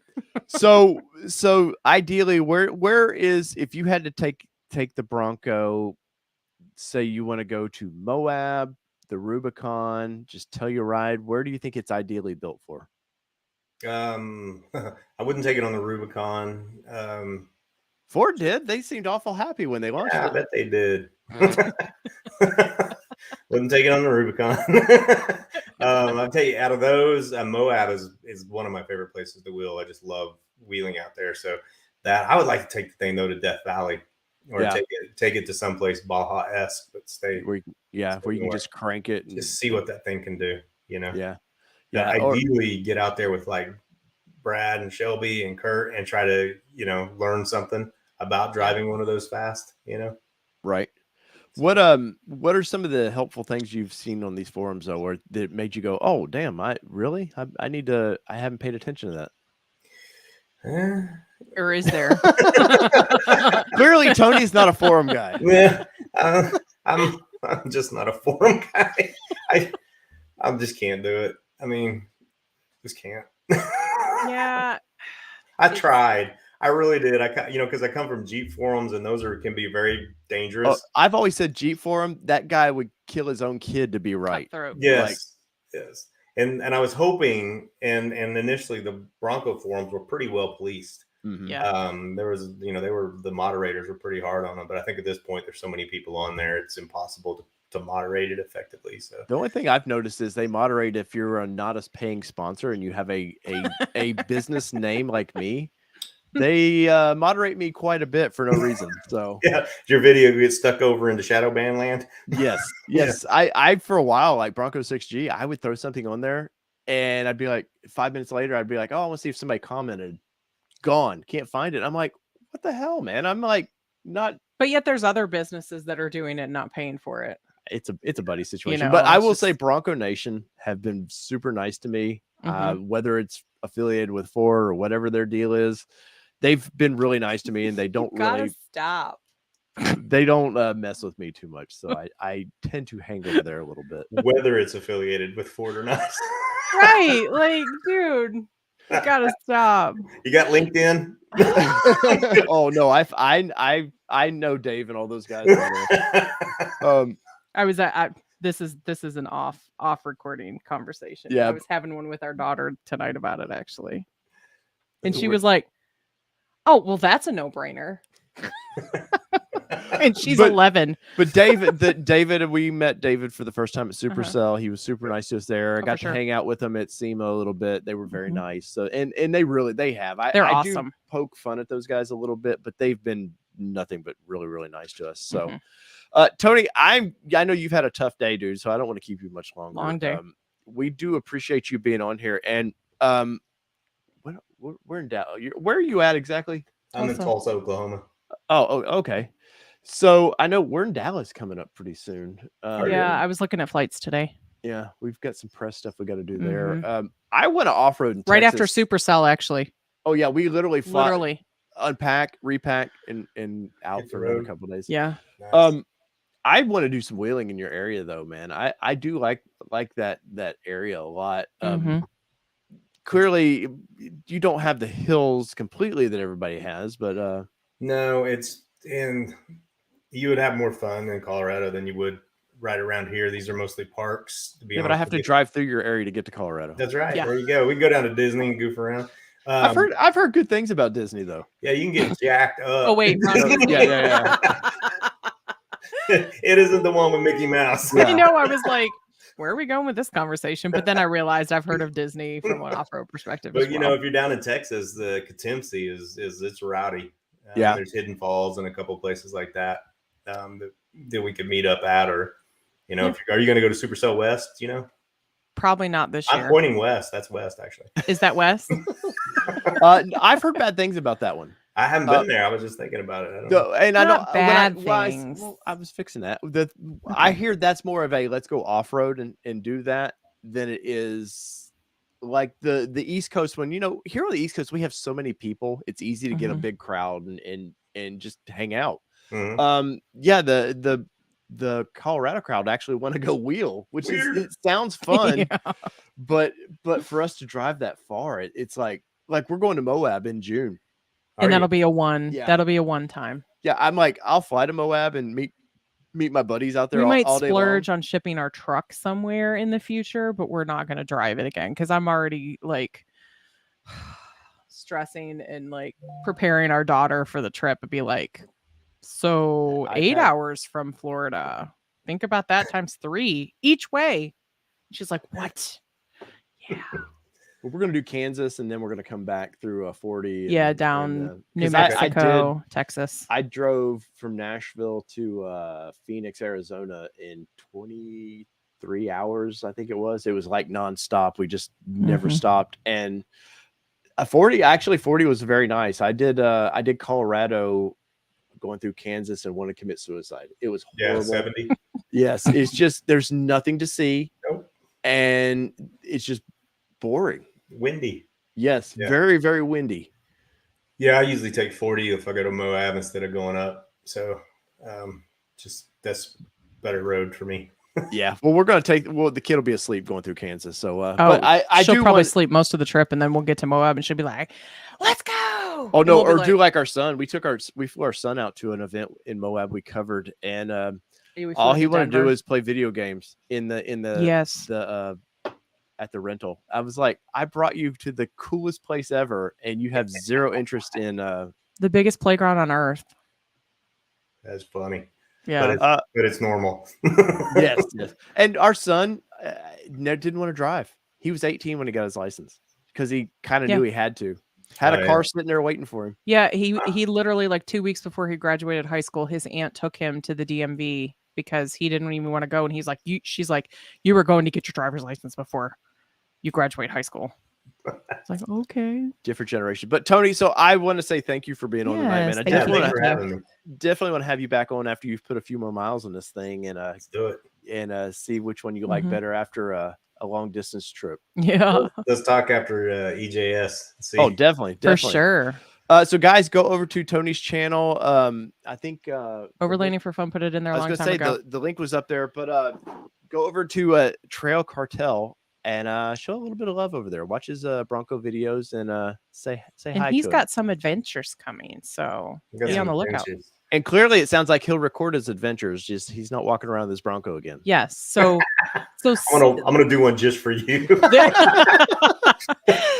So like and subscribe and shake the bell so that way you get to notice in like 3 months when he decides to go do some adventures. I did get a Bronco rail, so I might have to do a video on that. I meant to ask you about that. So sorry, you were doing a Bronco. You were doing a 67 Designs and the other one, right?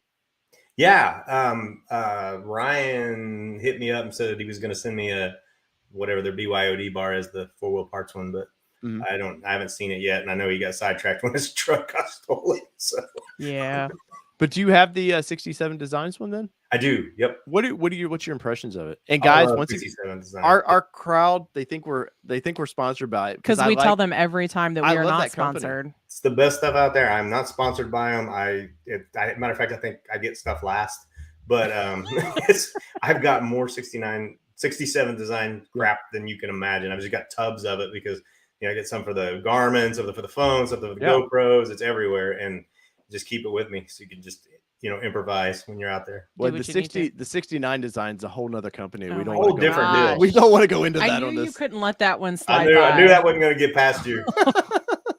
Well, Tony, I appreciate you being on, guys. Once again, go check his channel out and tell him we sent you over there. And till next time, buddy. All right. See you later. Later, man. Thank you. Have a good night. There you go, guys. I appreciate all the super chats, by the way. I didn't mean to. It's hard to sometimes when you're doing the talking to people to kind of jump in, but we do appreciate that. I know Kelly's got them all saved. She's ready. Look, she's got her own new setup. We don't have to fight over a mouse anymore. And I know. Let me look at some recent stuff real quick. Fill in.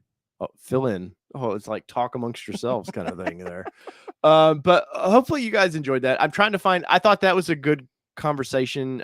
I know it was a little scattered, but Tony having a Gladiator and a Bronco, and obviously we have that. And there was just some questions I wanted to ask about that. But first off, I don't know what happened to Mobile Mo or Peugeot. In Peugeot. Okay, I think there was a squabble between him and the nurse. I think she was having fun, and so guys, you do your own thing in the chats. I don't never know what happens there, but so Kelly, find us some questions. Oh, let me get to the poll. So I'm going to end the poll. Thank you, Kevin Hess, for the super chat. 1999. We appreciate you.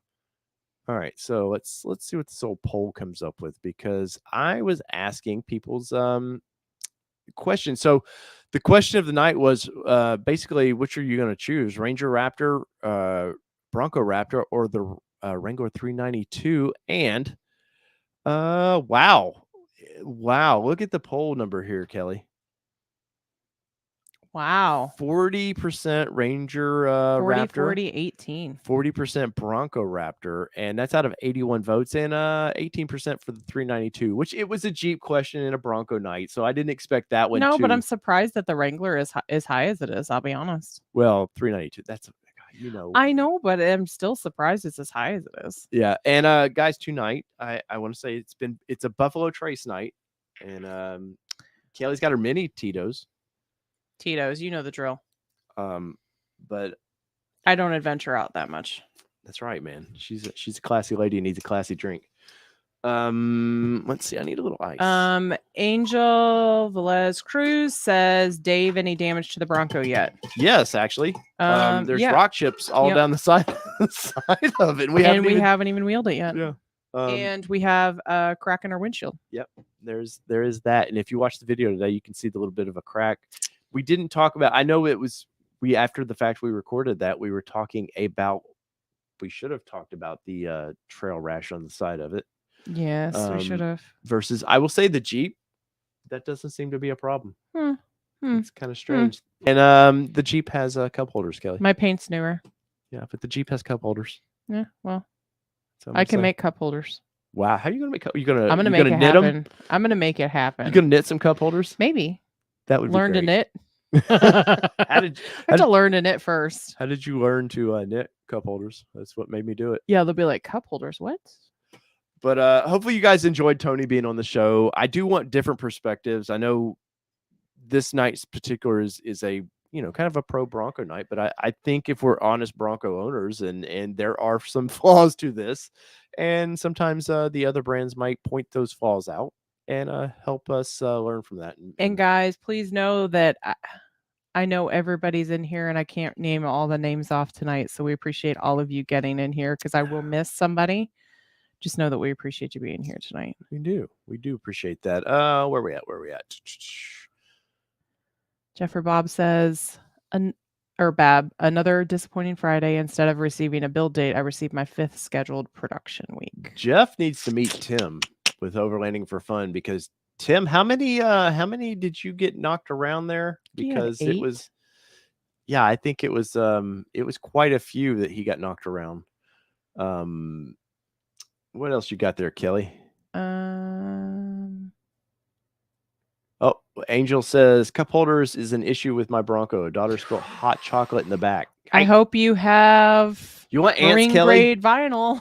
You want ants, Kelly? Because use those washout floors. Because that's how you get ants. That is how you get ants. That is. Wait, I see a congratulations to Red Setter Farm. Oh, what happened? I'm trying to go up. Trying to find out. We're such professionals at this. I know it. New angle. Finally got a window sticker blend on 3.4. Who's that? Yay! Oh, congratulations! Nice. Our anniversary's this week. Did you know that? I did know that. Okay. 3-3. Aw, look at you. 2007. Now you just told our whole life story to everyone. I did. Now they know our Social Security and everything. I gave the kitty away. Kyle says, question about 67 Designs bar. Is it compatible with the RAM mount, RAM parts and arms? Am I going to have to swap all that crap out? Not sure. We've not tried. That is a good question. That's a good question. The RAM has different ball sizes on a lot of their stuff. So Tim with Overlanding for Fun might be able to answer that, because Tim, he did a lot of research because he wanted to mount his ham radio up there, and if Tim will chime in on it, he might know. Balls. The balls are different. You said the balls are always different. These are smooth, by the way. Smooth balls. Let's see what else we got going on. Blueford says, I installed the Aeroskin 2 hood protector rock deflector, hoping to save the windshield. I hope that works, man. When we heard the chip coming back from Florida, it was in the air. There was it wasn't anything about it. Revy, that's a good question. Look at General AT2s. Generals generally a little, that's weird. Generals generally. They're generally a copy of a KO2, but they're a slightly better price. I'm not a fan of Generals because I'm such a fanboy of BFGs, but it is a good tire, and I think it would do you well. Mr. JR says, think Ford will ever listen to us about the rear cup holders and vents? I do. I think in probably 24 there'll be a slight refresh to this thing, and I think they will quickly solve those. And it could be 23 on that. They've taken a lot of heat about cup holders. Wouldn't that something that could change the vehicle as cup holders? Yeah, and it could. Some brands like Nissan throw in 1,700 cup holders. It's true story. And I think our Titan had 10 or 12 cup holders when you came down to it. 2, 3, 4, 5, 6, 7, 8, 9, 10. Yeah, 10 cup holders in 10 cup holders in a truck that seats 5. 5 people. Maybe the Japanese are a thirsty bunch. They need all the fluid holding places. I don't know. What else you got there, Kelly? We already talked about it, but Scar Texan's daughter got a Bronco Sport Outer Banks today. She's so happy, and I'm so broke. Yeah, I imagine, sir. What color was it? Did he say? Oh, I don't remember. I feel like he did say. I feel like so too. Mark Cena, thank you for the super chat. I'm sorry we were not getting to it until now. You were actually the first in there and told us to start drinking. I did tell him to start drinking. When I sit down at this table, I'm starting. This is my hanging out with my friends tonight. Mark King says, damn, someone changed up the camera angle. Somebody noticed. They noticed. Several people did. Oh. People also noticed that I flat ironed my hair for tonight. Thank you all. Who noticed that? Several people actually. I only did the one, but there were several people that actually noticed. Thank you. Yeah, I was actually talking with somebody today because our hair girl retired because her podcast is doing so well. Yes, that he helped Killer Queens. If you're into murder mysteries, yes.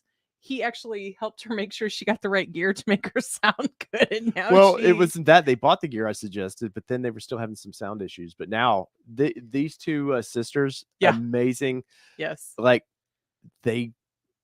amazing. I did podcasting for a long time and made no money.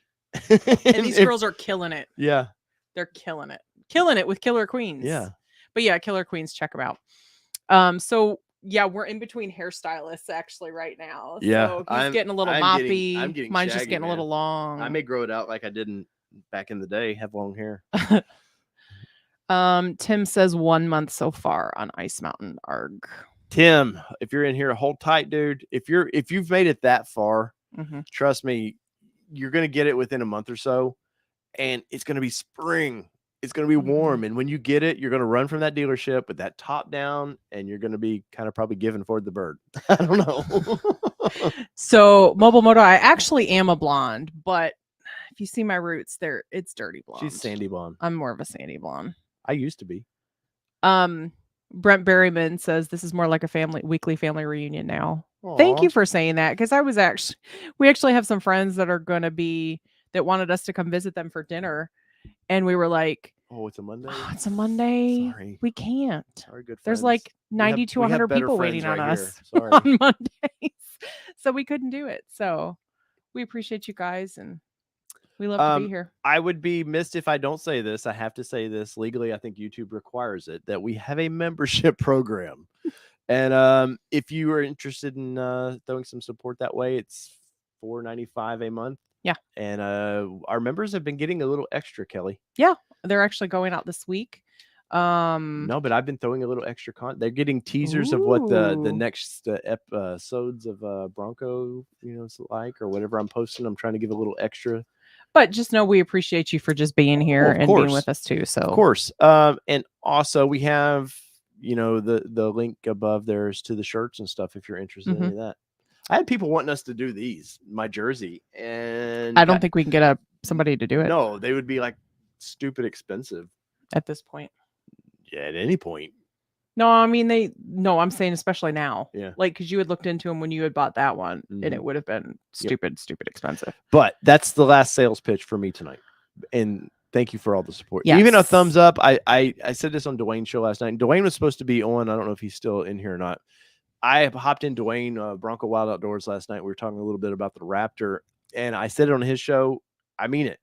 Just by hitting that thumbs up and leaving comments and stuff does more for us than you would imagine. So, and watching the videos. Yes, that's the key. Speaking of which, have they been watching? I'm curious if they've. I don't know. Well, go ahead, Kelly. But M. Peugeot, we appreciate you. You don't have to be a member. I know that was some of the back and forth earlier this evening, and he said he was leaving. So I'll actually go ahead and share his super chat. No, the only thing eventually we'd like this to be full-time jobs, but I don't think $4.95 membership is going to do that, and if some people can't do that. So M. Peugeot said he unsubscribed due to being shamed for not joining the channel by a moderator. Shout out to CT. Best of luck with your channel. Please don't leave us. We appreciate you being here. Yeah, of course, dude. M. Peugeot's one of the OGs, man. Yeah. Been around for a long time. Him and Cigar Texan, they came together. I think it was a package deal. Did they? So if he unsubscribes, is it a package deal and then I lose $2? Damn it, man. I don't know. They were talking back, trying to get M. Peugeot to come back. Okay. So hopefully, he already said he unsubscribed. So hopefully that's all right. He decided to come back to us. Mobile Moto says, this is my only source of Bronco intel. I've twice been expelled from BCG or Bronco 6G. Those sons of bitches. Yeah. I'm sure you're having fun over there, though. You probably poked the bear a little bit. What else we got? It's Kelly's Bronco until it gets dirty. Kevin, you bite your tongue, sir. Did that little short. I literally was watching for the video we did that would drop today. That was last Sunday we recorded. And then Kyle says, luckily she has a car washer on staff. Yeah, so I was gonna say I did a little short on that, and I did ask you before that of like, hey, you gonna wash your Bronco? And you're like, no, I'm not washing that. And I was like, oh, suddenly. Night, Brent. Thanks for joining us. Yes, sir. Honest, what is up, buddy? Honest says, congrats, Dave, on his new job working at the car wash. Keeping Kelly's Bronco clean. Man, I don't know about you guys. Like, you're supposed to remember we used to be just all me and you guys, and then I brought my awesome wife on here, and suddenly it's like, and I enhanced. Well, you definitely enhanced, but the problem is you stole my Bronco. Oh, you don't like the benefits, or you don't like the extra. There are consequences to all actions, sir. I see that. I do see that. And you realize, like, she fought me for a long, like, you think when she started coming on, like, oh, Kelly came on. No, I had asked her for months and months, and she's like, I don't want to. It's a confidence thing. Well, clearly they pay attention because they notice you straightened your hair. I know. Thanks. No pressure there. And why won't Kelly be on next week? Well, you'll see me in 6 months. She's having that manicure done or whatever. Look at your fingernails. Overlanding for Fun says, Dave really only put a pillow on the seat to see over the steering wheel. What, Tim? And then Kevin Hess says, I thought Dave was 6'3". And they said only when Mitchell is there. From no, Dave is nowhere near. Dave is 5'8" on a good day. True story. And I'm Kelly's just like over 5'8" and a quarter. and a half. Oh, Bronco 78 says, and now Kelly is at the forefront of the show while Dave is back in the shadows. I knew that was going to come up with this I knew it was angle. too. I knew it was too. That's all right. So my shirt says, first of all, no, second of all, no. I knew somebody was going to notice that too. So somebody was asking what my shirt said. She likes smart ass shirts. I do like smart ass shirts. Especially now that you don't have to go into an office. Yes. It's much nicer. Yes, it's the Dave Nook. Somebody mentioned that earlier too. The Dave Nook. Yeah. I'm gonna have a little shelf I'll just sit on. Like this will be me. You'll just see me back here like that, and they'll go, "Oh, look, Dave's on his perch." I'm like, Kelly, what's up tonight? Kelly, break down the news of the Bronco. Angel says, so is it bad to take my Bronco to Jeep only events? Oh, I would contact the organizer just to make sure. They can get a little upset about that. Yeah, it just depends on the event. I mean, like we were saying, is that we had a Nissan only event, and they would contact us, and we're fine with it. Michael, at least he's back there. You can't adjust the mic every. That's a musician habit of when I would perform. I'd have my guitar in my hand, and I'm always was adjusting my mic. It is a bad habit. At least Kelly's is pointing right. She used to early on the mic would be over here because I'm used to a mic that I don't have to talk straight here, and you had to go and change my mic on me. Sorry, jeez. But now we're matchy. Oh, like I care. I do. Look, they care. Do they though? I think so. I think they just like giving us shit as much as you give me Probably. Cigar Texan says, my favorite part of high school was helping people get unstuck with my Bronco. Nice. It's awesome. My favorite part was attending half the time. I didn't drive until after high school. I had girls on my brain at the time. You think? One particular. And it wasn't me. It caused us a lot of problems. Yeah. Anyway, that's a whole nother show. That's Therapy Nation. So Trees on the Beach says, is Ford going to improve quality control in the Broncos? They seem to be having a lot of problems. That would be a good question. I will say, I know there's some UAW guys in here, and I've never been a big union guy. But I always thought the idea of the union was, part of that was like, oh, we're, good quality, this and that. But I do chalk it up right now to pandemic, man. Like you just can't find help. I know my daily job right now, you can't find good help. Same with mine. If you do find help, they think they're worth triple the amount that they're actually worth. And I know the auto industry, because you got to think with the auto industry too right now, they're all having to wear masks. They're worn out from that. I know because I'm in some groups for when I worked for Nissan, some Facebook groups, and they're just over that. Mm-hmm. And after a while, that kind of poor attitude probably rolls into manufacturing a little bit. Well, and I think just everybody's worn out. Yeah. Let's be honest. It's Definitely.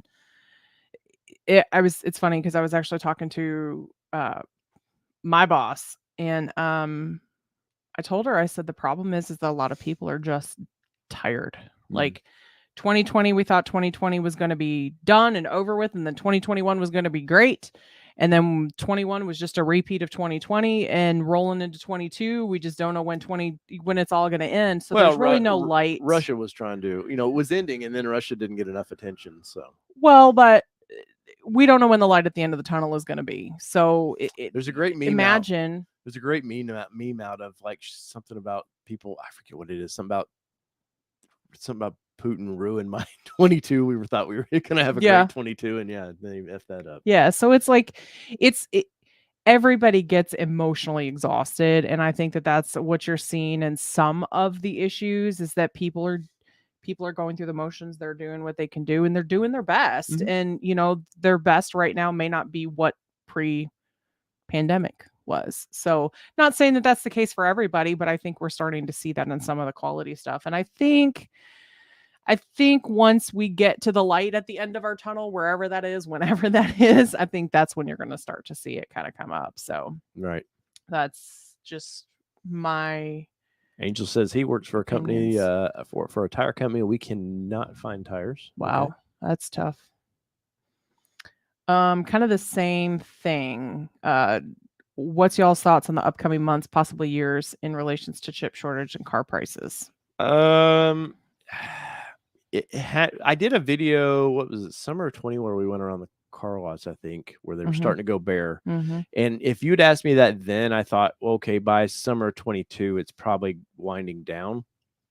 Now I would honestly, I think you're probably into 23 before we get any semblance of a normal experience. But guess what? You're not going to get any more discounts. Yep. The days of auto discounts until I think you're 10, 15 years of MSRP, not or higher, but the manufacturers know now that people will pay what they put on the side of a vehicle. So why offer better deals? And of course, interest rates are going up right now. So you've lost that. And somebody had asked in one of my videos today, they're like, damn, if Ford would have actually given us this vehicle when I put my reservation down and thought maybe 9 months later you get a vehicle, interest rates were super low. Yep. They just keep creeping up. And at some point, maybe people who could afford, easily afford a vehicle starts getting into these are getting too expensive for me. Yeah,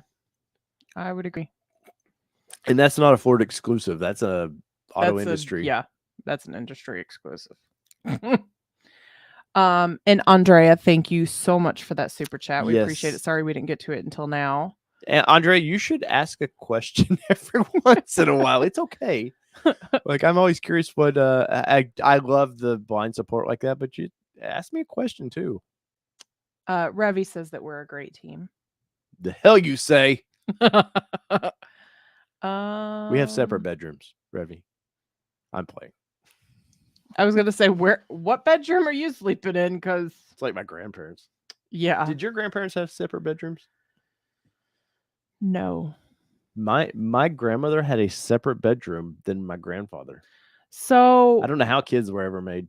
My grandparents on my dad's side divorced when I was like 6, so I couldn't tell you. They probably had separate bedrooms because he ran off with the secretary. So, my mom's side, no, they shared a bed, but he passed away when I was like 10. But I do remember they had a bed in together. The same room. Yeah.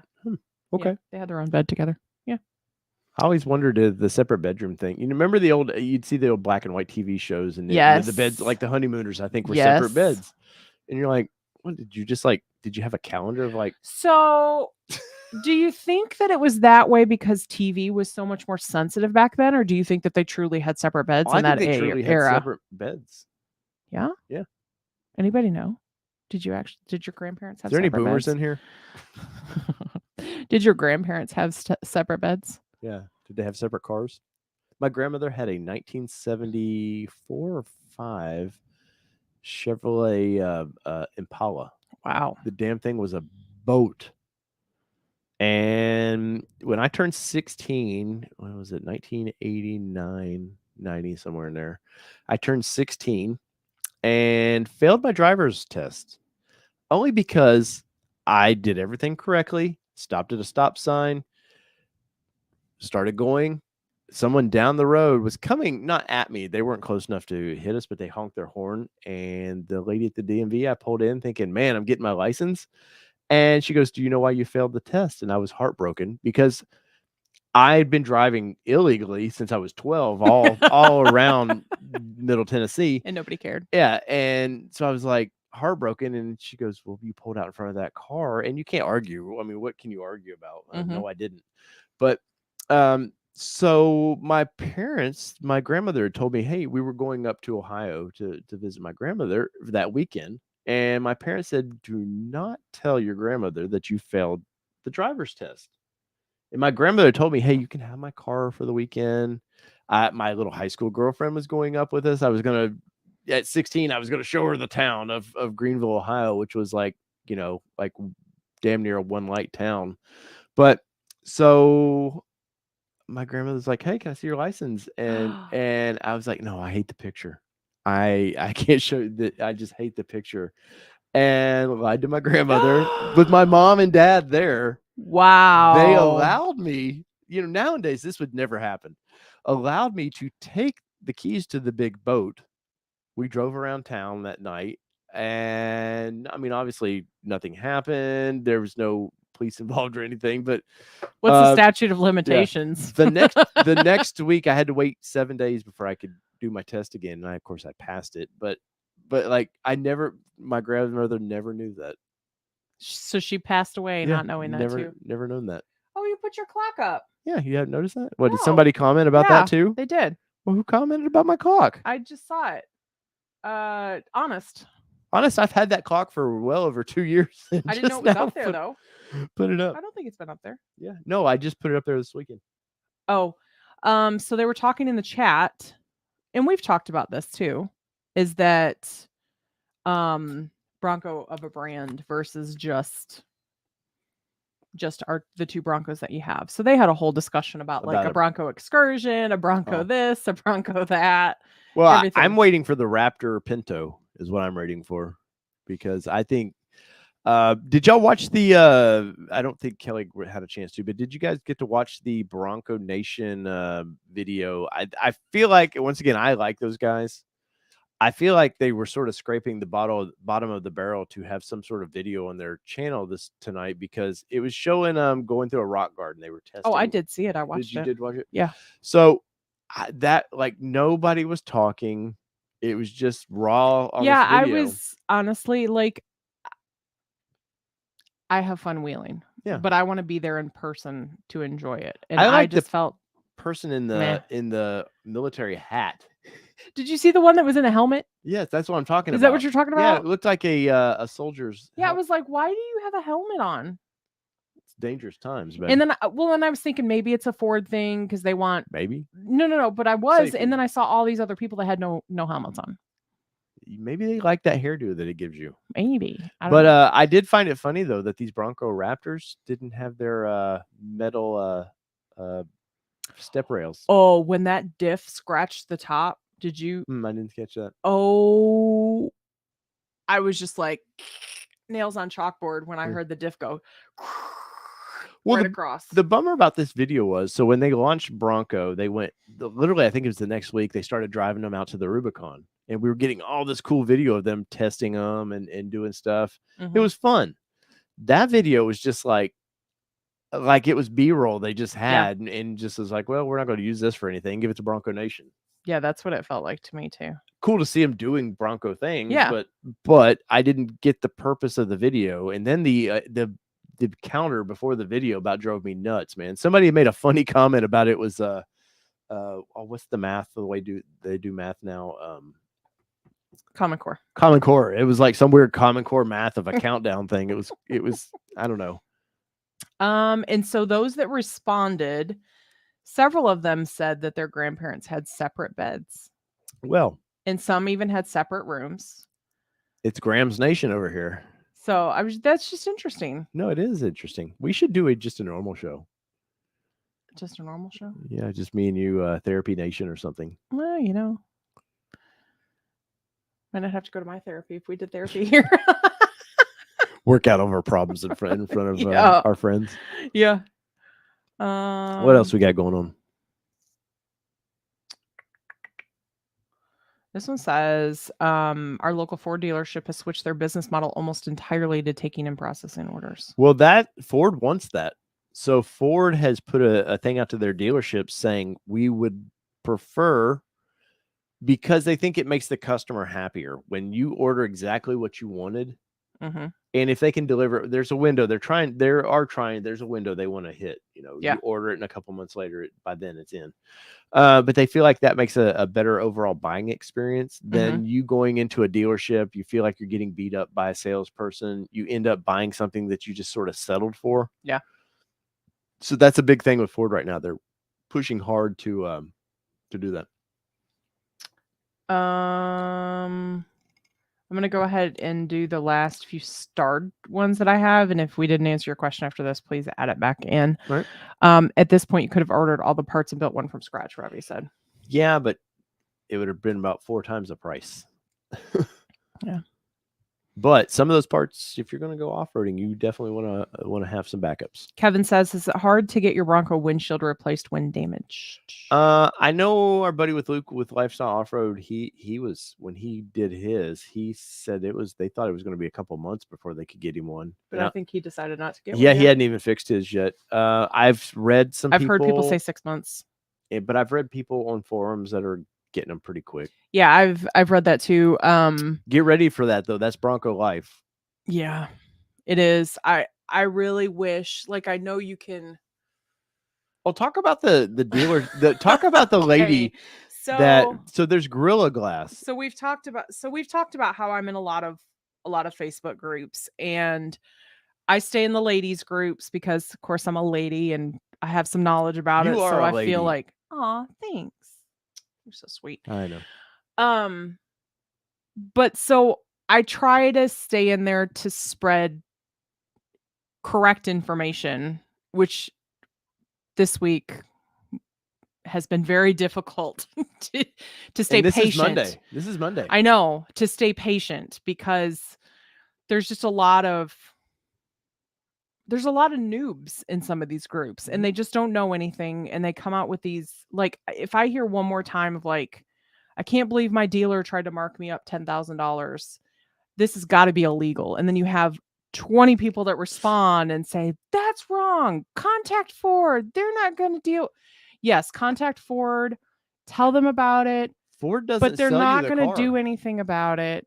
But they do want to know what dealers are marking up their vehicles. But then people go, look at this article. And it's like, yeah, if you read the article, he only cares about the EVs. And the only reason he cares about the EVs is because it's hurting their market share for the Tesla. Yeah. Well, so people need to think of buying a Ford Bronco, like going to Walmart and buying a Sony disc, whatever, a Walkman, whatever you would buy. It's the same thing. Would you buy a Walkman in 2022? Well, or buying an Apple phone, we'll say. Okay. So did Apple sell you that phone or did Walmart sell you that phone? It's the same principle. Right. People don't think of it this way, but it is.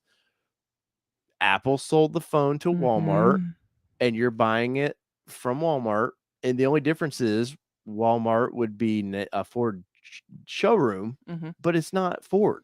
Yeah. They have the Ford logo, and this is any of the manufacturers.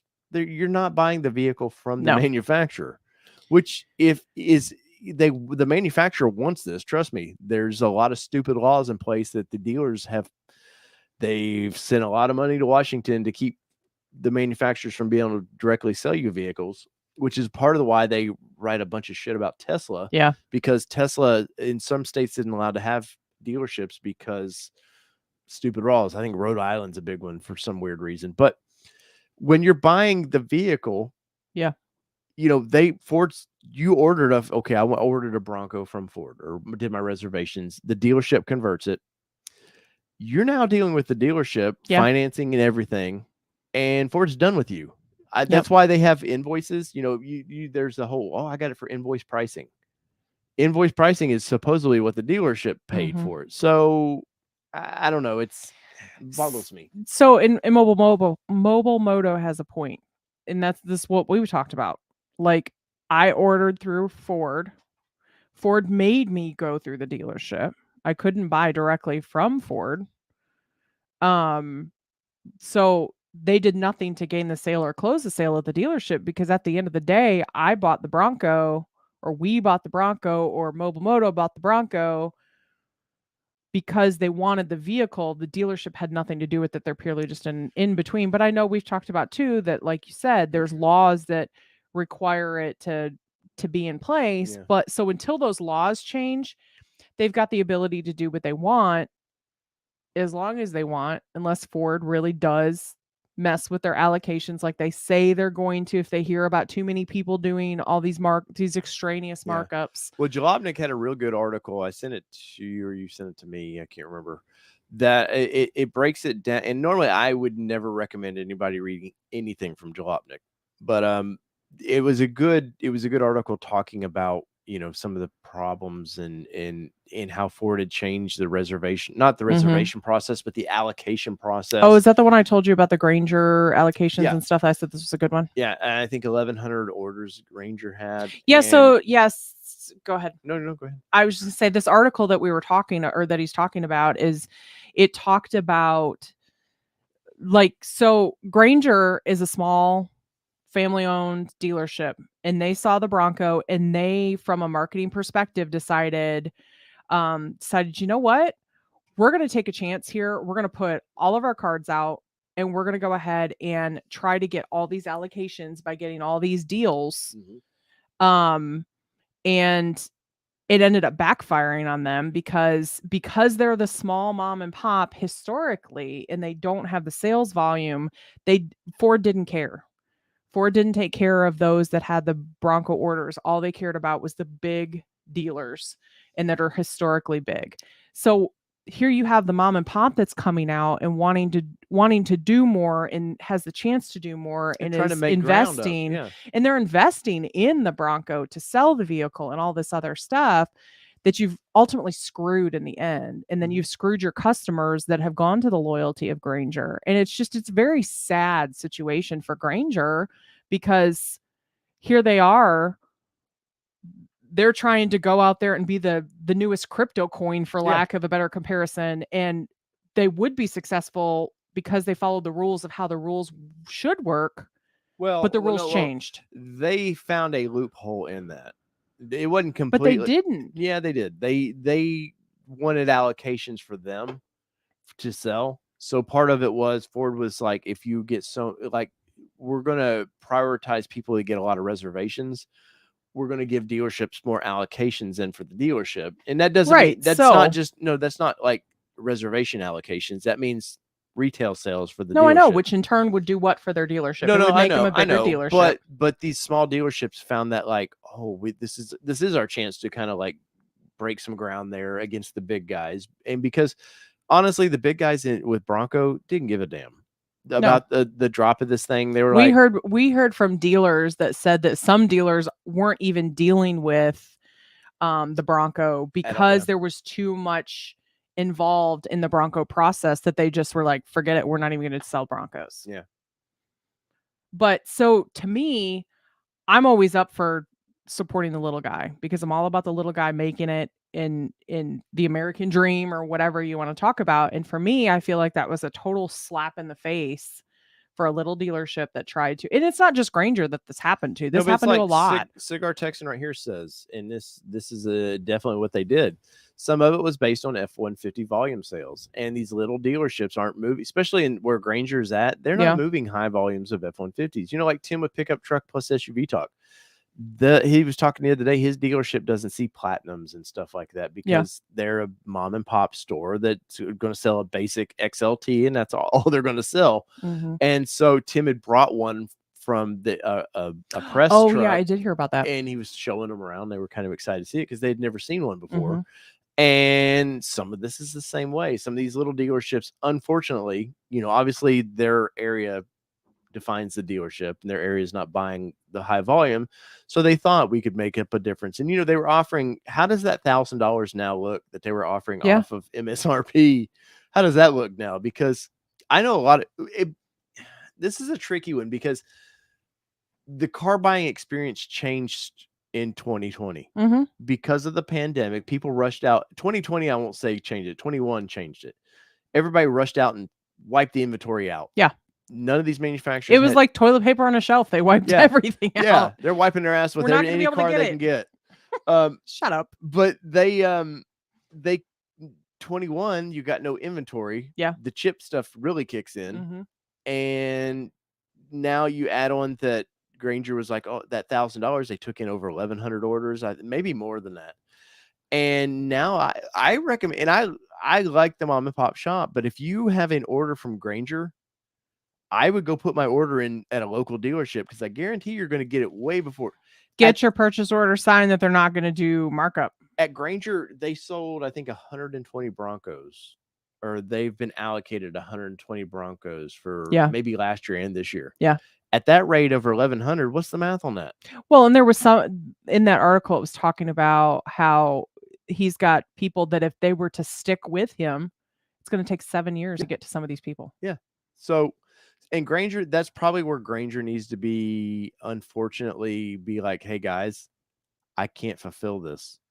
Could they? Yes. If you want to wait 7 years for a vehicle, right? When the 7th generation Bronco comes out, yeah, we can fulfill that. But to me, that's so. I'm sorry, but I think that's so shady of Ford to not look at where their allocations are sitting and how many people you have sitting. Like, it all goes back to reservation time. So where, you said when this all came out that reservation time was going to matter for it. yes. And now you're saying it doesn't matter because you don't feel like that market is good enough to get enough Broncos. Ford said 80% of the Broncos being built were for reservation holders. They said that initially, the 80%. Now it's 60%. And 40% get to be retail, which is why all these stupid big bins are floating around there that people are overpaying for, which is weird to me because the body panels on this thing's all the same. The frame's all the same, other than a damn radio or getting a Sasquatch package. There's no difference, which is part of the reason why I've always bitched the big bin's just not needed. Yeah. You don't need it. And Ford should understand that because that's why they're pushing those out as retail vehicles. That it just nobody ordered that. So that should told them, hey, we don't need that. But anyways. Sorry, that's a tangent. We haven't had a chance to actually talk about. We could run down that path. Joe says Granger is averaging 6 a month. That's nuts, man. And I feel for Granger. I do, but they played their hand, and unfortunately somebody else had a better hand. But I really do think it's shitty of Ford to play the hand the way that they're playing their hand. Sure. Because at the end of the day, LA or whatever or wherever is more important. We're in a big market for this. So. It's just it's sad to me that you have all those people that are waiting on a vehicle, and to your point, they're going to push them. They're still going to push the vehicles out. Yeah. But the people that ordered early said, "Hey, I love this vehicle. I want this vehicle." You don't give a shit about them. Yeah, but 1,100 orders at Granger because they offered. Okay. So they offered $1,000 if you did that, and then October, if you'd done your reservations by October, it was $2,000 off of MSRP. So they took a flood more in. But how does that make it right to what's happening? But maybe how that dealership and I'm playing devil's advocate here. By no means is this, I think, F any of these guys. But they, like Ford, by October, you should have known we've taken a lot of orders in. They were hoping that the rules would change. No, they were hoping the rules wouldn't change. But you know what I mean? I just feel like, and then I think it was by November is when Ford said, well, we have to change it was first of 21s when Ford did that. They're like, we're going to have to change allocations. And you know why that is? And this is going to be capitalism. The big dealerships didn't get all these orders in, and the big dealerships who buy more product from Ford. Let's be honest. When it comes down to it, Ford is about moving metal. I get that. They want to. And the big dealerships are moving a lot of metal for Ford. So they're going to get looked at a little bit more favorably. So I don't, once again, there's no answer to that question. And there's not one person you can say at Ford that was like, you can put your finger on and said, this was his idea. No, and I'm not saying that that's the case, but I stand by it. I think it's bullshit that you've got, like Revy said, you're sticking it to the customers because at the end of the day, you don't care about your customers because you care more about that dealer who's moving more, who's adding $20,000 of dealer markup on their vehicles because they can, and they know they can. But then you've got Granger over here that's trying to make their name in the industry. I would like to have somebody from Granger on to talk about this. Now, they probably won't because they can't. They don't want to. They don't want to bite the hand that feeds them, sort of. But I think that would be a good conversation to have of or anybody from a smaller dealership that's not a name. That has a dog in this fight, really. I think that would be a good conversation. Yeah, I think so too. It's sad to me. Like you've got like John in Kentucky who's waiting. And it breaks my heart that there are people just waiting and Ford doesn't care. And I know at the end of the day, it's big corporate. I get it. I work for big corporate. Totally get it. But this is not the time to be, I don't know. Speaking of big corporate, sticking it to people. Speaking of big corporate, We have 65 likes in this, and if you're new in this, smash the like button for us. Just help us out. And we got another unwanted spam bot there. So I guess we're getting big time. We're getting a lot of spam bots. Apparently. I don't know what that one earlier was about. Sick fuck. I don't know. I wouldn't have even repeated it if I were you, but no. Cody asked, do you guys plan on getting a hard top later from Ford? Yes, actually we have one on order.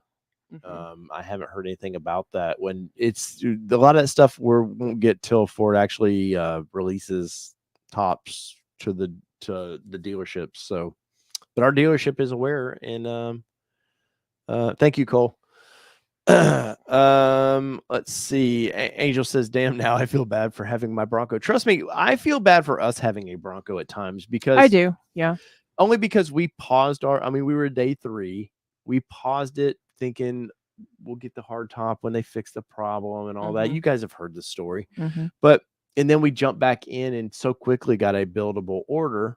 Obviously, like we were talking earlier, it's because we're in a bigger market. Even though this little is a town, is a small town to me. I guess it's not really anymore. Yeah. The general buying metropolitan area of Nashville. But yeah, no, there's times when somebody made a comment that on my WTF video, before I was able to drop that video last week. He apologized. No, he did. But it stung a little bit because they were like, oh, since you've gotten a Bronco, you don't care about your community. You don't care about the community anymore, which is utter bullshit. And the guy, both points were made. I made my point. He made his point, and it was a good point that I haven't done a WTF or calling them out. But honestly, there has been if you cry wolf all the time, it doesn't have the impact of when you hold back and wait for a issue like that. And, early on in the channel, there was a lot of F-ups by Ford. So it was pretty easy to be like, hey, what the fuck here? What the fuck over there? Now it's not as easy because, they're building Broncos. But I thought that email was garbage. And I don't mind calling them out on that email because it was a lot of nothing. Yeah. Didn't say anything except for the fact that we're trying, which they have a lot of those emails out there now of we're trying. And like I said in my video, and people question this because I said, hey, if you got that email, you're probably getting a 23. Yeah. Which I think, and I'm looking at the fact that Ice Mountain, Dirt Mountain, whatever you want to call a Game of Thrones mountain is, if they're having problems getting some, like Blueford in the chat, his was built the 1st of December, didn't get it till what, a couple weeks ago? Yeah. If they can't get them out, then what makes me think that these buildable orders now aren't going to sit? You've got 2 months worth of them sitting there now, so they're constantly going to keep rotating those out. And I just think that generally the model year, Ford played it weird with 21. They built them all the way to December. Normally model years change in around August to September. Yes. And that's when model years. So think about it. The 21 had a short window. 22 has a little bit bigger window, but not by much. And by 23 should be the normal cycle. Night, Kevin. Thanks for joining. Yes, sir. Thank you so much. Yeah, it's definitely been a weird. Isn't that standard now? What? Or do you have to ask for it? Is it an option to have the hard? No, I think it is standard now. That's what I was thinking it was. Because it was as of September of 2021 that they started putting them in. I take it back. I think the dealership has to click the box in your order. There's not a cost. There's not a cost associated to it. No, it's because we have ours and hard top prep kit. Our stupid rear defroster. Every once in a while, I'll see that light on. I'm like, what? You know what else I did tonight? The rear wiper. Because I was turning my turn signal on and my finger slipped or something, and there's that push button in there, and I was like, oh, that's the rear washer. Probably you're spraying water back there or something. Probably somehow it figured, that'd be something. Hey, G. Wilkers is in here. Yeah. G. Wilkers, I don't know what he's saying here, but he said a nice comment today about our video. Thank you. They liked how we were like you would make a comment, and back and forth. And I did see that. Yes, thank you. Hopefully, guys, that's not my proudest moment of the intro, the way the drone footage on that one was. But hopefully, you're noticing different it's not just a boring like standing up in front of a vehicle. We're trying to do a little bit more with the production. Oh, Revy says I told them to change my code or give me my deposit back. Change your force the dealer to change my code to priority 10. What are you now, Revy? I mean, priority doesn't, as long as you're not a 99. I've been reading some more about that may not be the case. They may have started caring more about the 10s. No, but dealers, that's up to a dealership as far as the dealer makes the decision, but Ford also looks at that priority code of 10 to 19. Could be, but my understanding is 10 to 19 is sometimes it's a salesman's code, that how they track that for what salesman gets credit for that. I've been doing some research on it, and I don't think that's the case anymore. That they're putting their higher, from what I'm reading. Correct me if I'm wrong, guys, if you know more about it. But I am seeing some more information talking about that. The 10 through 19s. It used to be the thought process behind it was 10 through 19 didn't matter where you fell, as long as you were 10 through 19, you were good, you were ready. But now there's talk that 10 is higher priority and that they're putting their more VIP customers up towards the 10s. Well, we were at 19 because Ford looks at it and goes, okay, 10 is what I want to go through first, and then I'll get to 11, and then I'll get to 12. If it's what they want to build that day. Yeah. So, but we were at 19.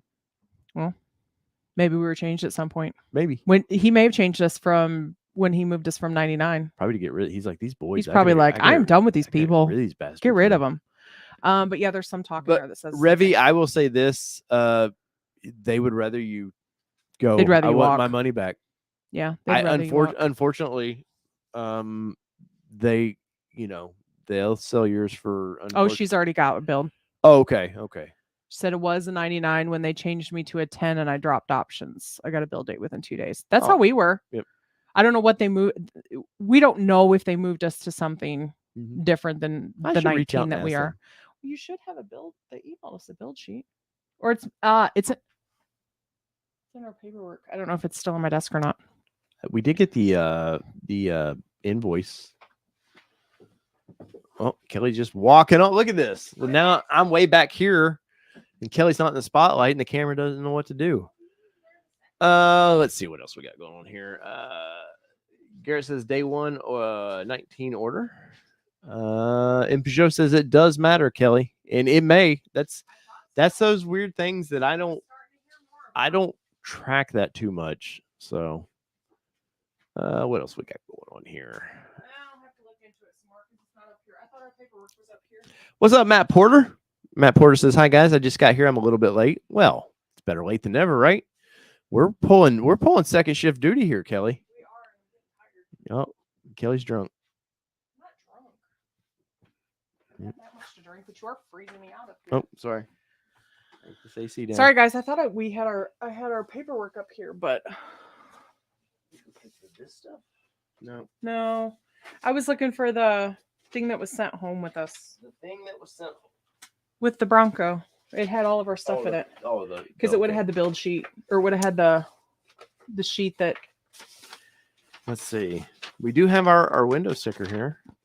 See, I have a window sticker for a Titan, and I have our Jeep window sticker. So I guess that's not what you wanted. No, that's not. I was looking for the little packet they sent home with us. Yeah, guys, I'm curious. What do you want to see? Our time with the Gladiator is coming up. So what do you guys want to see us do with that and maybe the Bronco? Is there something that you're interested in before that? I want to drag race Kelly. I don't care about 0 to 60 times, but I just want to drag race Kelly in the Gladiator. So it'd be interesting to see what. Well, I think you'll whip my ass. I mean, I think I'll whip your ass, but I'm curious to see who'd be faster off the block. Oh, we need to go official drag strip. That's what I'm saying. I was just thinking some backyard. Backyard. We'll hit the. No, I don't want to do any tug of war, G Willikers. I don't want to rip the end off of either one of ours. This isn't Whistling Diesel's channel. Although he has reached out because he's right down the road from us. Yep. I need to check the weather. Why would I want to check the weather, Kelly? Because you're a wuss. Probably. Let's see. Damn rain. So I was looking. I was looking at doing the sleepover next Saturday, but now it's showing a chance of rain. But you know what? Oh my gosh. 3-5. Do you have any plans on 3-5? I feel like there's something. I'm looking because I agree with you. I feel like there is something. Softball practice. I don't know why we have softball practice, but okay. Nope, I don't see anything on the calendar, Kelly. Well, you know, it's just our anniversary this week. Yeah, that it would be a couple days after our anniversary. What a better anniversary present than to get rid of me for a night out of the bed. That is true. I'd probably sleep really well. So I unless feel like there's something going on. Unless there's a storm coming up, 3-5 is when I'll do the stream from inside the Bronco and the sleepover. So I'm going to look. It's on the board. You better check with Revy. See if that works. 3-5-22. Yes, Cole, thank you. Yes, guys, if you haven't already, which I'm pretty sure most of you are subscribers. But if you haven't already, please like and subscribe and press the bell. And it doesn't cost you anything to subscribe. It just means that you get the notice when I heard that on another channel. One of the channels Sid watches. It has like 25 million views. And she's like, it doesn't cost you anything to subscribe. And I was like, I told you we needed to include that. It's on the board. 3-5. We will do the stream. Wait, is that a Saturday or Friday? It's a Saturday. All right. Saturdays probably work better anyways. I don't care.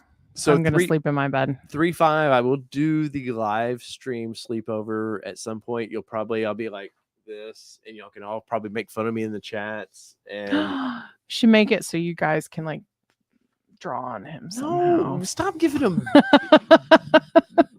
more ammunition. But the weather it's going to be about 60, 68. So I'll probably be bundled up, freezing my ass off. Good night, Angel. Thanks for joining. Yes, sir. So it's on the board, Kelly. All right. So 3-5, we would finally get to do something I tried to do in the 1st of December. All right, Ravi said it's a Saturday slumber party. Oh, Sharpie so, dicks. Momomoto, I have to tell you, 90% of your messages tonight were up for approval. It's like almost everyone. Kyle says 3-5. I'll be at Off Rodeo, but that'll be late at night. Oh, they would love to know about that. What? Maybe the Off Rodeo people. Oh yeah, feel free to share that he's doing an all-nighter in the Bronco. Yeah, somebody else was. Never mind. Let's see. All right, 3-5. He's put it in the calendar. I am. Right, I'm going to start it at 7 p.m. Sorry, guys. We're going to stay 7 p.m. to 7 a.m. basically, is what we'll do. And yeah, it's. No, we can't. Don't repeat that. That would be ridiculous. What would be ridiculous? If I put it on repeat for every week. No. No, I can't shave his eyebrows because then I couldn't look at him for weeks. Uncle Fester over here. True story. So, guys, we'll do. If you're new to the channel, I said when we got the Bronco, I was going to do an all-nighter inside the Bronco. It's only been. We had a storm that night. Granted, people were injured in Kentucky. Let's not act like that's and then we had winter. It's only been 3.5 months. What's up, Bill Potter? It's only been 3.5 months. Thank you for the super chat. I'm a Ford fan, but everyone is crying about order. Let me share. Hold on.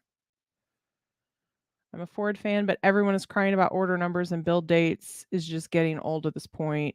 Use this to buy some shots on your anniversary. Thank you so much. I gladly will appreciate use that to buy some shots. Yes. And yes, Bill, I definitely agree. Like, but unfortunately, all these people, a lot of pain and misery. 2 years of pain and misery. We could get into the 3-year mark. I know, man. C8 Corvette didn't have this problem. No, and the thing of it is like, and we've talked about this on the show, is that it's frustrating to me. Don't get me wrong. I'm excited that there are new people coming in and getting Broncos, But it's frustrating to me that we have people that have been a part of the channel for a long time that are day 1 through day 3 reservation holders and are still waiting patiently. But yet you have people that have ordered in November and gotten a vehicle like so quickly. Like I'm so excited for those people that got a Bronco, but I'm really, really sad for those that have been waiting. Which boils down to what we were talking about with the dealership issues. That's all it is. Those people have went to a bigger market dealership, not knowing it probably, and got their Broncos. So let's see. Final call. If you got any questions or comments, remember, did Revy approve the date? She did. Okay. She did sleepover. All right. So sorry, guys, it's the vodka kicking in, making me sleepy. I'm a lightweight. What? I'm not drunk, but I'm tired. Well, Cole says take the Gladiator to Ford Planet and Ford Planet and park it there. We did. Cole, I have on Instagram a picture of the Gladiator in front of MAP. Yep, we sure do. Yeah, I think at the same time we did the Toledo plant. The Jeep. We did. Yep. We did the Jeep plant too. Yep. Overlanding for Fun says take the Gladiator balls to the walls in a mud pit. Nope. We don't do that. We don't play that game. Yeah, got a $50,000 Gladiator. I don't want to ruin it before I try to get rid of it. I meant to ask our guest that if he was going, did he try to go in for a Raptor? Which would, and speaking of that, now you're on it. Sorry. But as the channel grows and we move on to another vehicle, we have the Silverado EV reservation. Yeah, I'm sure it's much like Bronco. In 7 years, I might see that thing. What would you rather see us get down the road to move on from the Gladiator? I'm thinking Ranger Raptor is what I'm thinking. Because I think Ranger Raptor, you're going to be able to get it for $55,000 maybe. I think Ranger Raptor is going to be a better bargain than Bronco Raptor. I believe when I see it. But I'm very interested in that vehicle, by the way. Very, very interested in that vehicle. But I'm all about that. I'm hoping we got Toyota's supposed to be bringing us a new Tacoma soon. Chevrolet's got Night and Peugeot. Thanks for joining us tonight. Yes, sir. Thank you, sir. GM's got the twins coming out, the Colorado Canyon twin. That's a ZR2 package, an AT4 package, which they've been testing. It's all over the roads, so it's due to sometime this summer. I imagine we'll see that. So Bill Potter says sell it to Whistling Diesel, let him destroy it. We actually talked about that last week. We talked. I have talked about that. If he wants to give me what I have in that stupid ass thing, yes, I would drive it right to down the street, and he could take his new track hoe and go to town on it. Oh, that was a whole lot more vodka than I thought there was in there. Well, I thought there was more ice that had melted into it than there was left. M Show says Ranger Raptor is better than Bronco Raptor. I agree. It's weird that the audience, I've asked that question on that build and price that I did. Ranger Raptor way outdid Bronco Raptor in that one. I know it was 40-40 on this one, but maybe the other percentage that was for the 392 might have went Ranger Raptor. Maybe. But, Jack R says Jeep 392. Jack, that's $90,000 that I'm not putting into one vehicle for the channel. Let's see. I would buy. Here's the thing. Cigar Texan says I might pitch in for that. I would buy a TRX before I would buy a 392. Really? Yeah. I would agree on that. Yeah. More practical. If I had 80 to spend, I would totally spend it on a TRX. I think TRX. I don't think I could get to an 80. You can do a build price on a TRX, but I think TRX probably 85. But yeah, just because like we were talking about tonight, GoFundMe wreck the Gladiator. Hey man, you guys want to get $47,000 is what I owe on that thing. You guys want to get 47? It's a little more than 47. Whatever. Well, I forgot taxes and all that. Yeah. You guys want to ante up on that one? I will let you guys. I will drive it somewhere central, and you guys can destroy that thing. I don't care. But we can talk about. What were we talking about? Oh, TRX. Yeah. Cigar Texan GoFundMe, right? No, because GoFundMe would keep my money. Yeah, they'd figure out a way to keep the money. Yeah, they would say I was trying to help somebody they didn't believe in. Launder money. Yeah, somebody they didn't believe in or something. Ghost Ride Gladiator. But yeah, I would take a TRX over the Jeep. Like we were talking about tonight, is that the difference, like the Jeep interior is just Jeep interior. Yeah, they're plain. Now, I'm sure the Dodge TRX or the Ram TRX, I'm tired. The Ram TRX is probably similar to what we would see in a Ram, but I don't have a Ram. So that's the one vehicle I haven't bought new. Yeah, I mean, we don't have a Ram. So for me, I'm sure it looks like everything else, but it had a great interior. But the Jeep has the Jeep interior. Jesus. Sorry. Mobile Moto wants to just explode the Gladiator. Man, y'all hating on the old Snazzleberry. Damn it, man. Let's see. Jason, what do we got here? My chance of getting my reservation Bronco super low. My chance of getting a Bronco Raptor probably better. Could be on that one. Wait, Routes Revy saying yes, Blueford. They're over there plotting the death of the poor damn Gladiator. Ranger Raptor or new Tacoma. I've not been a big Toyota guy ever. You almost bought that one. That one. Oh, okay. So we did look at that. I do like that generation. I do like this current generation too, but I've never been the old. A buddy of mine had an '89 SR5 pickup truck that I wanted really badly, and I think it was on 33s. It looked really cool, kind of Back to the Future. It was black. But after that, I find Toyota generally to be fairly boring. I do like the new Tundra a lot. We tested that one and that was really nice. But yeah, I don't know. They've never interested me for some reason. But let's see. Cigar Texan, I've got Jesus guys. Like banjos. Cole says Toyota America ruined Toyota trucks. Maybe. They still sit like they're Toyota Japanese though. All right, guys, I hate to do it, but that's about it. You guys with your super chats have been amazing as always. Yes, thank you. I will say thank you to that because you guys have kept the channel afloat the past 2 months with your super chats, so we greatly appreciate that. I have no videos planned coming up in the next week or so I've got to get on to that. You better get on it. That's why I was poking the bear there. It's like, hey, what do you guys want to see us do with the Gladiator? You may just have to put together our 11-year-old's version of putting the 70-inch in the Bronco, because it was an interesting situation. Of TV. Yeah, it was an interesting situation. Yeah, I will say this though, believe it or not, in my searches, that when I look at our analytics, Gladiator outdoes Bronco. Yeah. So it shows there's probably still a bigger Jeep audience out there, but come on, Bronco guy, you can do it. That's true. So Kelly, whether it be 2-wheel drive, 4-wheel drive, it does not matter what you drive because this has been your all-terrain nation. And damn it, I gotta work overtime this week. Yeah. F that. Yeah. But I do too. I'm working overtime this week too. Until next time, we're tired. She's drunk. I'm not drunk. We're out. Peace. See you next week.